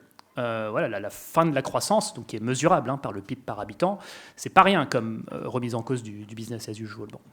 Donc voilà, pour ça, je sais pas, je mélangerai pas ces débats-là de ah zut, non, ça permet de poursuivre le business as usual parce qu'il y a quand même un argument humanitaire à cette histoire de géo-ingénierie et c'est là que c'est tabou et je suis désolé de dire ça, mais effectivement, à un moment. Si on observe que le changement climatique est juste en train de dévaster le monde, et les principales victimes, ça tout le monde le sait dans cette pièce, les principales victimes, ce n'est pas les principaux responsables, c'est les plus pauvres, c'est de manière très disproportionnée des femmes, c'est de manière très disproportionnée des minorités déjà persécutées par ailleurs, ça c'est très bien documenté par le groupe de Dugiac, ça de tout ce que je vous raconte sur les victimes du changement climatique. Et donc on ne va pas juste rester les bras croisés comme ça, laisser la température filer jusqu'à +3, +4 degrés sans rien faire. C'est un argument humanitaire que vont avancer les promoteurs du refroidissement artificiel, qu'ils avancent d'ailleurs déjà un petit peu. Donc ça c'est sensible, ça c'est un point sensible qui va venir. Je n'ai pas de position là tout de suite, je vous dis juste qu'il faut se préparer aussi à... Je fais de la prospective. Il faut peut-être se préparer à ce débat-là que je n'espère pas, parce que moi j'espère que la transition énergétique va s'accélérer, qu'on va réussir à s'adapter à plus de degrés, que si on dépasse trop les plus de degrés, qu'on réussisse quand même à s'adapter. Bon, après, je ne vous cache pas. Alors, il y a une réflexion. La France a plus 4 degrés. Alors, plus 4 degrés en France, ça veut dire plus 2,5, plus 3 à échelle mondiale, parce qu'il y a les océans qui se réchauffent moins. Bon, peu importe. Il y a une réflexion lancée à la France à plus 4 degrés, donc le monde a plus 2,5, plus 3. Et comment la France s'adapte, donc c'est lancé par Christophe Béchu. Alors, quand on lit un peu les rapports, c'est limite, bon, c'est pas si mal. Il y a une carte qui montre que Lyon aura le climat de Rome, Paris aura le climat de Valence. Bah, ma foi, cela est fort sympathique. Ah zut, le vin sera moins bon et ce sera plus difficile d'aller au ski. Je dis, non mais sérieusement, non mais attendez, là on parle d'un monde où le pourtour méditerranéen est potentiellement inhabitable. Donc le sujet ça va pas être le vin, le ski, enfin voilà, il faut être un peu sérieux. Et j'ai été à une table ronde sur la France à plus 4 degrés. Il y avait Christophe Béchu, c'est pas moi qui intervenais, j'étais dans le public. J'étais tenté de poser la question de non mais monsieur, on va pas juste laisser la température filer à plus 4 degrés en restant les bras croisés. À un moment va venir le débat de la géo-ingénierie. Alors, comme ce que je vous ai raconté tout à l'heure sur le monsieur, dont je ne vais pas donner le nom, au ministère des Affaires étrangères, qui n'en avait jamais entendu parler, je n'allais pas lancer cette bombe-là, comme ça, ce n'est pas approprié. Donc, il y a quand même aussi un sujet de comment ce débat éthique va éventuellement s'amorcer aussi. Pour l'instant, il est quasi inexistant. Là, je pense qu'on est une des rares assemblées qui est en train de raconter tout ça. Hein, et ça me fait à nouveau pas plaisir. Je préférais qu'on raconte, qu'on parle de décroissance qui marche, de transition qui marche, de sobriété qui marche. Moi, je préférais qu'on discute de ça. Hein, voilà, bon. Juste, je voudrais rebondir sur ce que dit Cyrus. Très intéressant, le ministre qui parle de s'adapter à 4 degrés, ça m'a fait rigoler. Parce que quand on prend les rapports du GIEC, quand on discute avec Jean Jouzel, quand on discute avec des climatologues, ils disent, nous, au-dessus de 2 degrés, on ne sait pas ce qui se passe. Mais alors, on a des politiques qui sont super, qui sont meilleurs que les scientifiques. Eux, ils savent ce qui va arriver. Moi, ça me... Voilà, je trouve ça assez frappant. Les scientifiques, quand même, des gens, un prix Nobel et des gens qui sont hautement qualifiés, sont incapables de dire ce qui se passe au-dessus de 2 degrés, où on va. Mais les politiques, ils disent on va s'adapter à quelque chose qu'on ne connaît pas. Et ils ont même les solutions, dites donc. Fabuleux, ça. Ah non, mais là, moi, je ne sais pas, c'est quand même assez incroyable d'entendre des choses pareilles. Et le GIEC ne réagit pas. J'aurais espéré qu'Antonio Gutiérrez bouge un petit peu, parce que d'habitude, il bouge, il n'a rien dit. Il y avait le forum de Davos. Voilà, on va adapter la France à plus 4, mais on ne sait pas ce qui se passe au-dessus de 2 degrés. Bien. Bon, ben, comment on fait? Enfin, quoi? On s'adapte à quoi? À l'inconnu? Très bien. Bravo. Eh bien, merci pour ces précisions. Alors, je vous propose une dernière question. Alors, une petite question. Selon vous, comment pourrait-on attribuer... Supposons qu'il y ait un problème au moment d'un déploiement. On a discuté à plusieurs moments de risque, justement. La question de la responsabilité. Que se passerait-il dans ce cas de figure? Commençons justement, à la rigueur, par la question de la captation carbone. Je reviens vers vous, Madame Boranecka. Et donc, les risques, effectivement, c'est la question. Donc, sur tout ce qui est le captage, ce qui est mis en place... c'est ce qu'on appelle les mécanismes de sécurisation. C'est l'État qui met ça en place, donc c'est très récent. Hein, cette stratégie France 2030, ça a été publié cet été. Et ce qui est proposé dedans, c'est tout d'abord, ils ont défini les zones à l'échelle française, donc les zones les plus émettrices du CO2. Et donc, parmi ces zones, il y a le Dunkerque, il y a le Havre, le Fos-sur-Mer, et puis il y a la zone au sud-ouest, la zone de lac. Et ce qui se passe ensuite, une fois que les zones ont été identifiées, ce qu'ils proposent, c'est de soutenir l'industrie, donc ceux qui émettent, pour qu'ils assurent ensuite, pour qu'ils s'associent avec les entreprises qui proposent de capturer le CO2 avec les autres. Donc, c'est les contrats carbone for difference. Et donc, ces mécanismes-là sont prévus pour soutenir le déploiement à grande échelle, à l'échelle nationale en tout cas, sur ces clusters qui ont été identifiés. Donc ça, c'est les premiers qui doivent décarboner. Et donc pour eux, voilà, sur tous les projets de captage et de transport, puisqu'il faut réfléchir ensuite sur les réseaux qui vont soit alimenter donc la partie utilisation et valorisation, soit la partie qui est dédiée au stockage. Donc tous les réseaux de transport et ensuite les projets de stockage également. Typiquement, le site de Lac, c'est un gros site de stockage potentiel, en tout cas qui a été identifié. Et donc là, il y a notamment le projet Picasso qui travaille aujourd'hui pour faire un démonstrateur, peut-être je ne sais pas dans combien de temps ça sera déployé réellement, mais pour faire un démonstrateur d'injection du CO2. Et pareil, ça sera soutenu par l'État. Donc pour l'instant, c'est le seul, à ce que je sache, le mécanisme quelque part de financement. Donc là-dessus, sur la question de répartition des responsabilités, c'est une vraie question parce que ça nous encore une fois, quand on va déployer tout ça à grande échelle et sur toute la chaîne des valeurs, c'est la grande question qui va se poser. C'est à quel moment c'est l'émetteur jusqu'où, c'est quoi son périmètre d'action, c'est lui qui va transporter demain, quelle est sa responsabilité, et puis est-ce qu'il a bien calculé les incertitudes qui vont se présenter, et pareil pour celui qui va injecter par l'opérateur.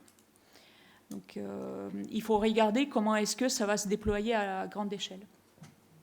J'aurais un exemple et une question. J'étais longtemps dans le sud-ouest, donc je connais bien ce coin, surtout la région de Lac. Il y a quelques années, il y a eu des essais d'injection. Il y a eu plusieurs essais qui ont été réalisés. Quelle est la pression d'injection ? Alors, c'est les essais qui ont été réalisés par Total Energy, je pense, auxquels vous faites référence, et ça a été dans les années 2010-2012, il me semble. Alors, je n'ai pas exactement les chiffres en tête, donc c'était un réservoir déplété. Donc, la pression du réservoir déplété, elle doit être aux alentours d'une centaine de bars, enfin, je ne sais pas exactement à quel, mais 200 bars peut-être. Donc, normalement, les conditions d'injection dans lesquelles on se met à injecter le CO2, c'est les conditions dans lesquelles il est supercritique. C'est-à-dire la pression du CO2, elle va se trouver entre 100 à 150 bars. D'accord. Et le tout, c'est de trouver justement l'optimal pour assurer cette injection en fonction de quelle pression et température on va retrouver au fond. Et ensuite, ce qu'il faut considérer, c'est tous les phénomènes physiques qui risquent d'arriver. Effectivement, si vous avez le gradient, c'est-à-dire l'écart entre la pression qui est en surface et la pression du fond qui commence à être trop important, donc il y a tout ça à gérer. C'est les phénomènes de refroidissement brusque qui s'appellent Joule-Thomson. Et donc là, effectivement, il y a des phénomènes comme la formation d'hydrates ou la précipitation de sel qui peuvent arriver dans l'environnement qui est proche puits. Et il me semble justement que dans ces scénarios d'injection, il y a plus que 10 ans, ils ont essayé de faire ça de manière extrêmement sécurisée pour ne pas provoquer ces phénomènes-là et pour essayer de démontrer que l'injection est possible et que c'est faisable et que donc, le stockage quelque part de longue durée, c'est quelque chose qu'on sait faire. Oui, je vous remercie, mais ce n'était pas tout à fait... on parle justement des risques et de la responsabilité, je reviens là-dessus. Je me souviens qu'après ces injections, il y a eu plusieurs tremblements de terre à Lourdes et à Pau, 2,5 à 3 sur l'échelle de Richter, avec des murs écroulés, des choses comme ça. Alors, est-ce que celui qui a injecté va assumer la responsabilité des travaux pour réparer ? C'est toute ma question, puisqu'on parle de la responsabilité, bien sûr, des conséquences de cette injection. Et c'est pour ça que je vous demandais la pression, parce que les failles ont été identifiées. Effectivement, à Lourdes, ils l'ont bien senti surtout, un peu moins à Pau, mais c'était sur Lourdes, alors que c'était Lac-Lourdes, c'est quand même pas tout à fait à côté. Donc on voit qu'il y a des failles... Merci pour ces précisions. Nous aimerions juste pouvoir aborder rapidement la question de la responsabilité sur le solaire assez brièvement, si possible. Cyrus, oui, on est tellement loin du truc qu'on ne sait pas trop ce qui va se passer et qui sera responsable de quoi. Bon, mais déjà, quand on voit comment les puissances on va dire, historiquement responsables du changement climatique, donc pas que Europe et États-Unis, mais aussi de plus en plus Chine, là, ça y est, hein, la Chine, je pense, c'est déjà un bon 15-20% des émissions cumulées historiquement, et ça ne fait que croître. Hein, bon. Donc eux aussi devraient payer pour le coût du changement climatique. Bon, bah voilà, le fonds qui est dédié à cet effet a récolté quasi peanuts, quoi, pour dédommager les victimes du changement climatique. Donc demain, faire quelque chose de semblable pour dédommager les victimes d'un refroidissement artificiel de la Terre, bon, bah, effectivement, ça risque de montrer des phénomènes similaires. Surtout qu'on serait dans un contexte où la situation serait assez floue et illisible, parce que si effectivement les moussons sont perturbés, que ça crée... mais ce ne serait pas évident de déterminer est-ce que c'est vraiment lié à ce qu'on fait ou est-ce que c'est lié globalement au bazar qu'on a mis. Bon, ceci dit, bah oui, évidemment, dans un monde idéal, géopolitiquement, il faudrait se coordonner pour que si ce genre de technique engendre des dégâts, des sécheresses ici et là, enfin la perturbation de la mousson, qu'on puisse dédommager les victimes. Oui, bah, tout comme on prévoit un fonds pour dédommager les victimes du changement climatique et qui n'est pas bien financé, quoi. Mais il faudrait. Eh bien, merci. Alors, Juste pour terminer, le fonds, il sera fait. Il suffit de faire de la dette et on donnera l'argent via de la dette. On endettera tout le monde. C'est pas compliqué, le système. Après, l'argent, c'est une chose. Après, sur le terrain, vraiment faire des projets utiles dans des pays, pas toujours à la gouvernance transparente. Enfin, bon, ça ne se résume pas que voilà, on va lever 100 milliards par an et ça va être cool. Il faut aussi, après, que ça aille jusqu'au bout de... Voilà. C'est un autre sujet aussi. Mais c'est un sujet quand même. C'est de se dire où ira l'argent. Parce que théoriquement, oui, on appuie sur un bouton d'ordinateur, il y a de l'argent peut-être. Mais après, concrètement, faire aboutir ça en projet viable et transparent, voilà. Alors, ce sera le mot de la fin. Je vous remercie.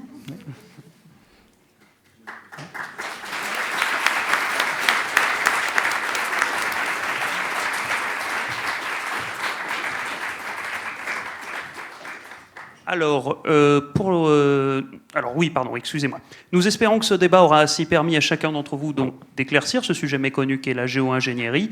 Et maintenant, afin de parachever cet échange et peut-être compléter vos réflexions, nous vous proposons donc un court temps de questions.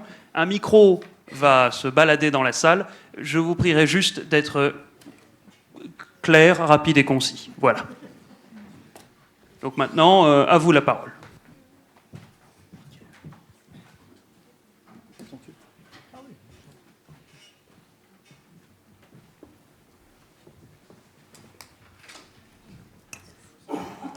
Bonsoir. Vous parliez du méthane qui a un pouvoir réchauffant plus important que le CO2. Est-ce qu'il y a des technologies de développement pour capter le méthane justement comme on le fait avec le CO2 ? Oui, je vous remercie pour les questions parce que c'est effectivement très intéressant. Donc la France a été précurseur sur les décharges puisqu'il y a un texte de loi qui oblige les décharges de déchets. Il faut savoir qu'une décharge, ça produit du méthane au moins pendant 30 ans. C'est une forme en courbe de Gauss. Mais il n'y a pas simplement du méthane. Vous avez avec le méthane du soufre, des siloxanes, tout un tas de cochonneries qui ont été mises dans les déchets. Donc c'est un truc qui est un peu impropre à consommer tel quel. Donc on essaye de les valoriser avec des moteurs à combustion interne, principalement des générateurs de type Caterpillar, Yann Barrer ou autres. Ce sont des gros moteurs à explosion qui imposent de mettre une raffinerie, un peu comme vous avez fait un, devant chaque moteur. Ce qui triple l'investissement, obère toute rentabilité et crée une pollution redondante avec les filtres qu'il faut nettoyer en permanence et remettre dans les déchetteries. Donc on a là encore un effet Shadok, c'est-à-dire qu'on traite un problème en créant un autre problème, etc. etc. On n'en sort pas. Donc ce n'est pas forcément une solution. Tous les gisements, le BRGM a sorti une étude très intéressante, tous les gisements inférieurs à 250 m3 de méthane ne sont pas valorisés et ne sont pas valorisables. En France, on brûle 4 TWh. 4 TWh rien que sur les décharges par an, c'est-à-dire un réacteur nucléaire, c'est 900 MW, vous faites le calcul, et on a 301 décharges qui brûlent ce méthane, 24 heures sur 24, 7 jours sur 7, donc on gaspille une tonne d'énergie. Il manque juste une innovation, c'est le projet Néga Carbone que je porte.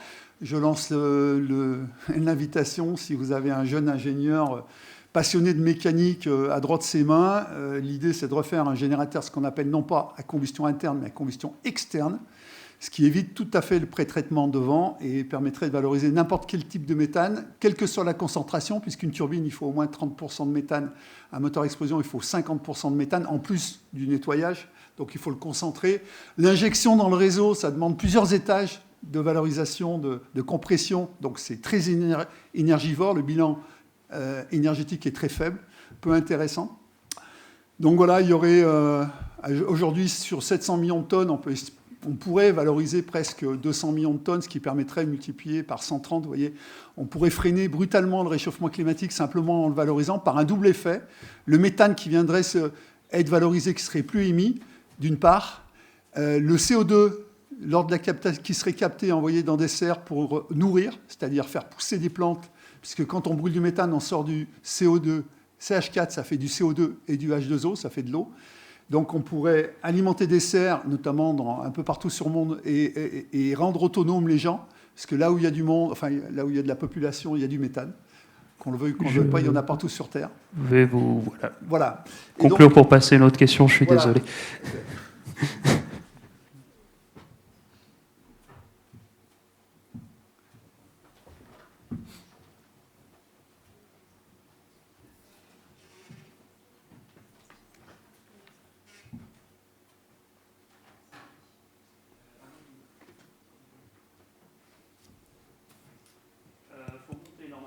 Ouais. Ça fonctionne ? Très bien. Petite question, est-ce que selon vous, les démocraties plutôt occidentales sont aptes finalement à faire face aux défis du réchauffement climatique ? Et avec cette question évidemment en tête, un régime comme celui de la Chine qui est particulièrement efficace quand il s'agit de mettre en œuvre n'importe quelle solution. Le bilan de leur année 2022 sur le Covid, je ne suis pas sûr que ça a été si efficace. Non, alors, non, je sais pas si. Enfin, moi, quand on commence à parler de bonne dictature, je sors de mes gonds. Attention, aucune considération, bien sûr. Non, enfin, faites le bilan des dictatures depuis 100 ans.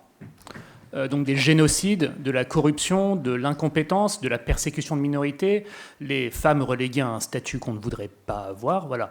Enfin, je peux continuer comme ça, mais globalement, voilà le bilan. Alors on cite parfois, oui, l'exemple de la Corée du Sud, qui aurait eu... oui, d'accord, mais bon, ils étaient en transition vers une démocratie, et c'est une démocratie aujourd'hui. Le fait que les dictatures seraient plus efficaces pour lutter contre le changement climatique ou efficaces pour quoi que ce soit, non, c'est absolument... bon, je ne parle même pas des questions éthiques, on pourrait y revenir, mais déjà, non, c'est absolument pas efficace. Il n'y a pas de preuve pour l'instant que les dictatures avancent mieux que les démocraties dans la lutte contre le changement climatique. Pour l'instant, ce qu'on voit, c'est que les régions qui diminuent leurs émissions de CO2 sont plutôt démocratiques.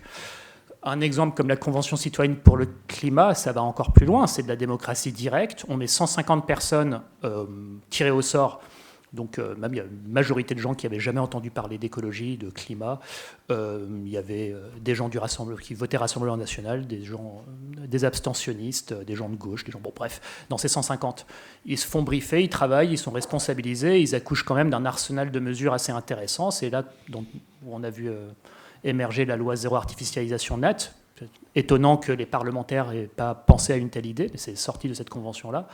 Donc à la limite, moi, on pourrait en argumenter longtemps, mais la solution serait peut-être même plus de démocratie plutôt que moins de démocratie, vu à nouveau les données de masse qu'on a. C'est-à-dire, moi, j'attends toujours la dictature qui va être bonne pour quoi que ce soit, en fait, déjà, mais surtout bonne pour l'environnement. Sinon, l'état de l'environnement en Chine est absolument catastrophique, et il y a une opacité telle aussi qu'on ne peut même pas... Enfin, voilà, une dictature, c'est un endroit où il peut y avoir une famine, et les gens qui sont supposés régler le truc ne sont même pas au courant qu'il y a une famine. C'est arrivé pas mal de fois.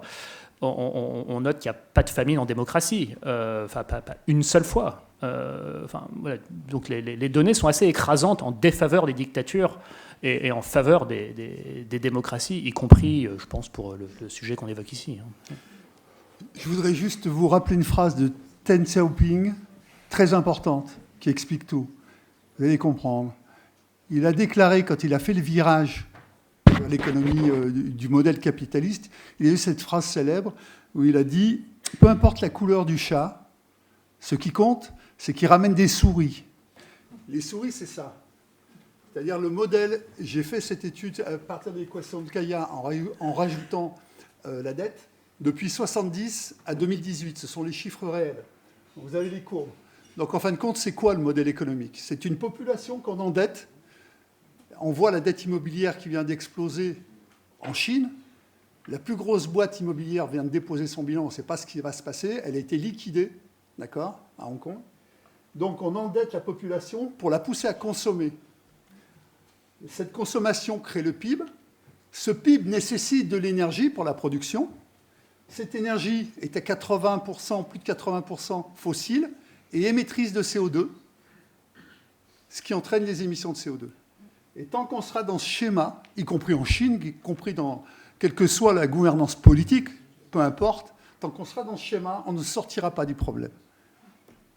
Et cette phrase de Deng Xiaoping, ce virage a été est le marqueur et explique tout. Voilà. Retenez cette phrase, elle est très importante.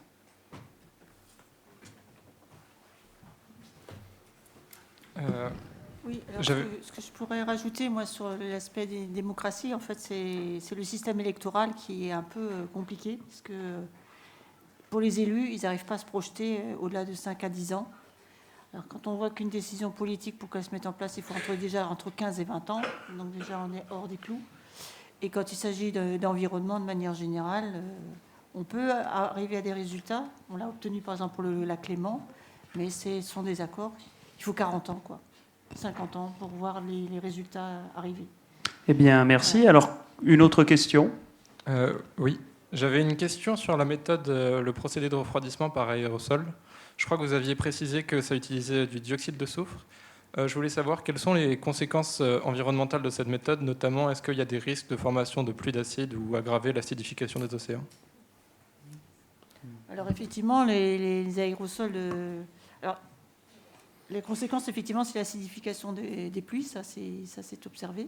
Ça a été observé puisque ça a été même un des enjeux de dépollution des fumées d'usines en Europe dans les années 90, quand on a eu des épisodes de pluie acide sur l'ensemble de l'Europe. Alors certains pays ont été très très affectés, notamment l'Allemagne et l'Europe de l'Est, parce qu'évidemment il y a une attache culturelle très forte à la forêt, donc dépérissement des forêts.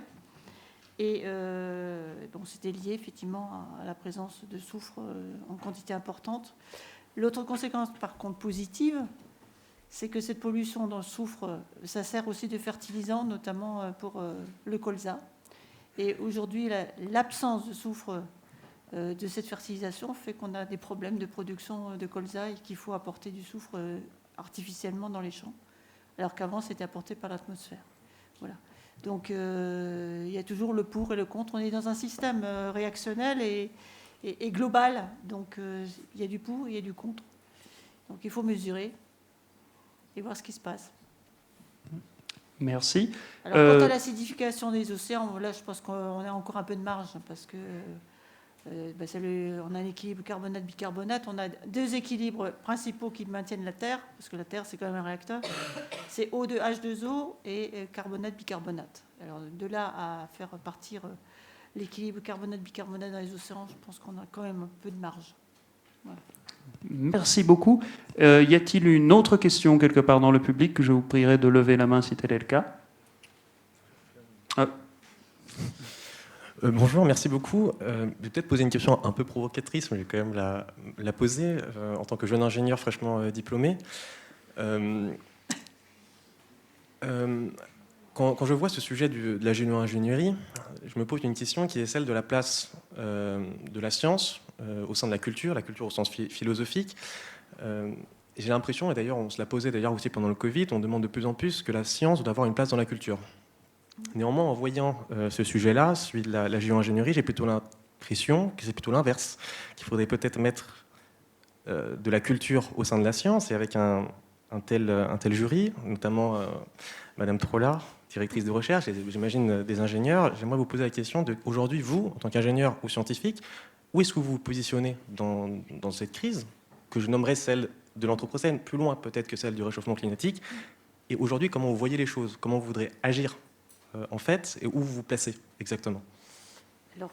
Alors moi, à votre différence, c'est qu'effectivement, je suis presque au bout de ma carrière, donc j'ai pratiquement 40 ans de science derrière moi. Alors, la difficulté, c'est que les scientifiques, on ne les écoute pas. Ou alors, on les appelle quand il y a déjà le feu à la forêt. Et en disant, vite, vite, vite, il nous faut une solution. Bon, pour le Covid, ça a été pareil. Je veux dire, les chercheurs avaient travaillé sur les vaccins ARN, ça faisait déjà 15 ans. Vous en aviez entendu parler avant le Covid? Non. Voilà. Donc on est les fourmis silencieuses et ça fait partie effectivement du métier. Alors on est mal payé en plus, mais bon, ça il faut le dire. Mais bon, je pense que quand on est scientifique, d'abord, on travaille pour l'intérêt général et pour le bien commun. Ça, si on n'a pas ça dans la tête, c'est pas la peine de devenir scientifique aujourd'hui. Et puis, surtout, alors là, on commence quand même, il commence à y avoir quand même des signes. Là, il commence à se mettre en place des groupes pour former les gens sur la question de science, et notamment les élus, parce qu'on se rend compte que les élus, ils ont un niveau tellement zéro en matière scientifique, c'est absolument catastrophique et désolant dès qu'on se met à parler d'eux, d'environnement. Ils ont une connaissance, en fait, journalistique, mais les tenants et les aboutissants vraiment scientifiques, ils ne les ont pas. Donc là, il y a quand même une prise de conscience. Et donc là, il y a des binômes qui sont en cours de formation, à la fois avec un scientifique, qui a des parcours scientifiques comme le mien, mais c'est chaque fois accolé avec quelqu'un qui fait aussi des sciences humaines et sociales, ou du droit, ou de l'économie. Et donc par binôme, comme ça, on va avoir la lourde tâche de former les hauts fonctionnaires de l'État sur la question. Voilà. Donc on commence à sentir... j'ai participé à un congrès qui était organisé par une fondation américaine au Panama, où on voit qu'en fait... donc là, ce sont les lobbies financiers, industriels, internationaux qui abondent ces fonds-là. Et donc, eux, ils ont une vision... je veux dire... on fonce, on a des idées, on développe, les universités se mettent dessus, on a des résultats et on ne se pose pas de questions ni éthiques, ni culturelles, ni rien du tout là-dessus. Ça m'a même franchement choquée. Alors d'un côté, j'étais assez séduite parce qu'effectivement, quand il s'agit d'y aller, ils y vont. Mais après, l'éthique ou la responsabilité, ce n'était pas du tout à l'ordre du jour du séminaire. Donc c'est là qu'on sent quand même, culturellement, on est assez différents sur la question. Et puis, oui, ça fait partie de la culture. Et la façon d'aborder la science, de toute façon, en Europe, en France, elle est assez différente, même par rapport à certains autres pays européens, qui a fait que pendant longtemps, on a une espèce de vision assez différente de la science, du reste de l'Europe. Mais malheureusement, il faut reconnaître qu'actuellement, on est en train de perdre un peu cette différence parce qu'on est en train de rentrer dans un moule européen qui est en train de s'uniformiser, mais je ne suis pas sûre que ça soit la bonne solution. Franchement, après, quand je vois comment mes collègues sont en train de courir après les sous pour faire n'importe quel travail, moi j'ai vu ça quand j'étais en postdoc, donc il y a 30 ans, je m'étais dit non, jamais ce système-là, et malheureusement, il se met en place en France aussi. Donc avec la précarité, merci. etc. Alors je ne sais pas s'il reste, si jamais quelqu'un a une question très très très courte, il faut que ce soit vraiment concis. Eh bien,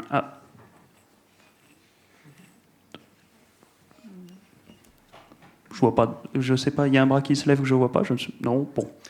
Eh bien dans ce cas-là, nous arrivons donc au terme de cette conférence. Je vais d'abord commencer par remercier les divers intervenants qui sont venus pour leur participation et la richesse de notre échange. Remerciements aussi pour les professeurs de l'équipe enseignante qui nous ont accompagnés. Je pense ici notamment à Madame Ariane Emmanueli et à Monsieur William Duveter.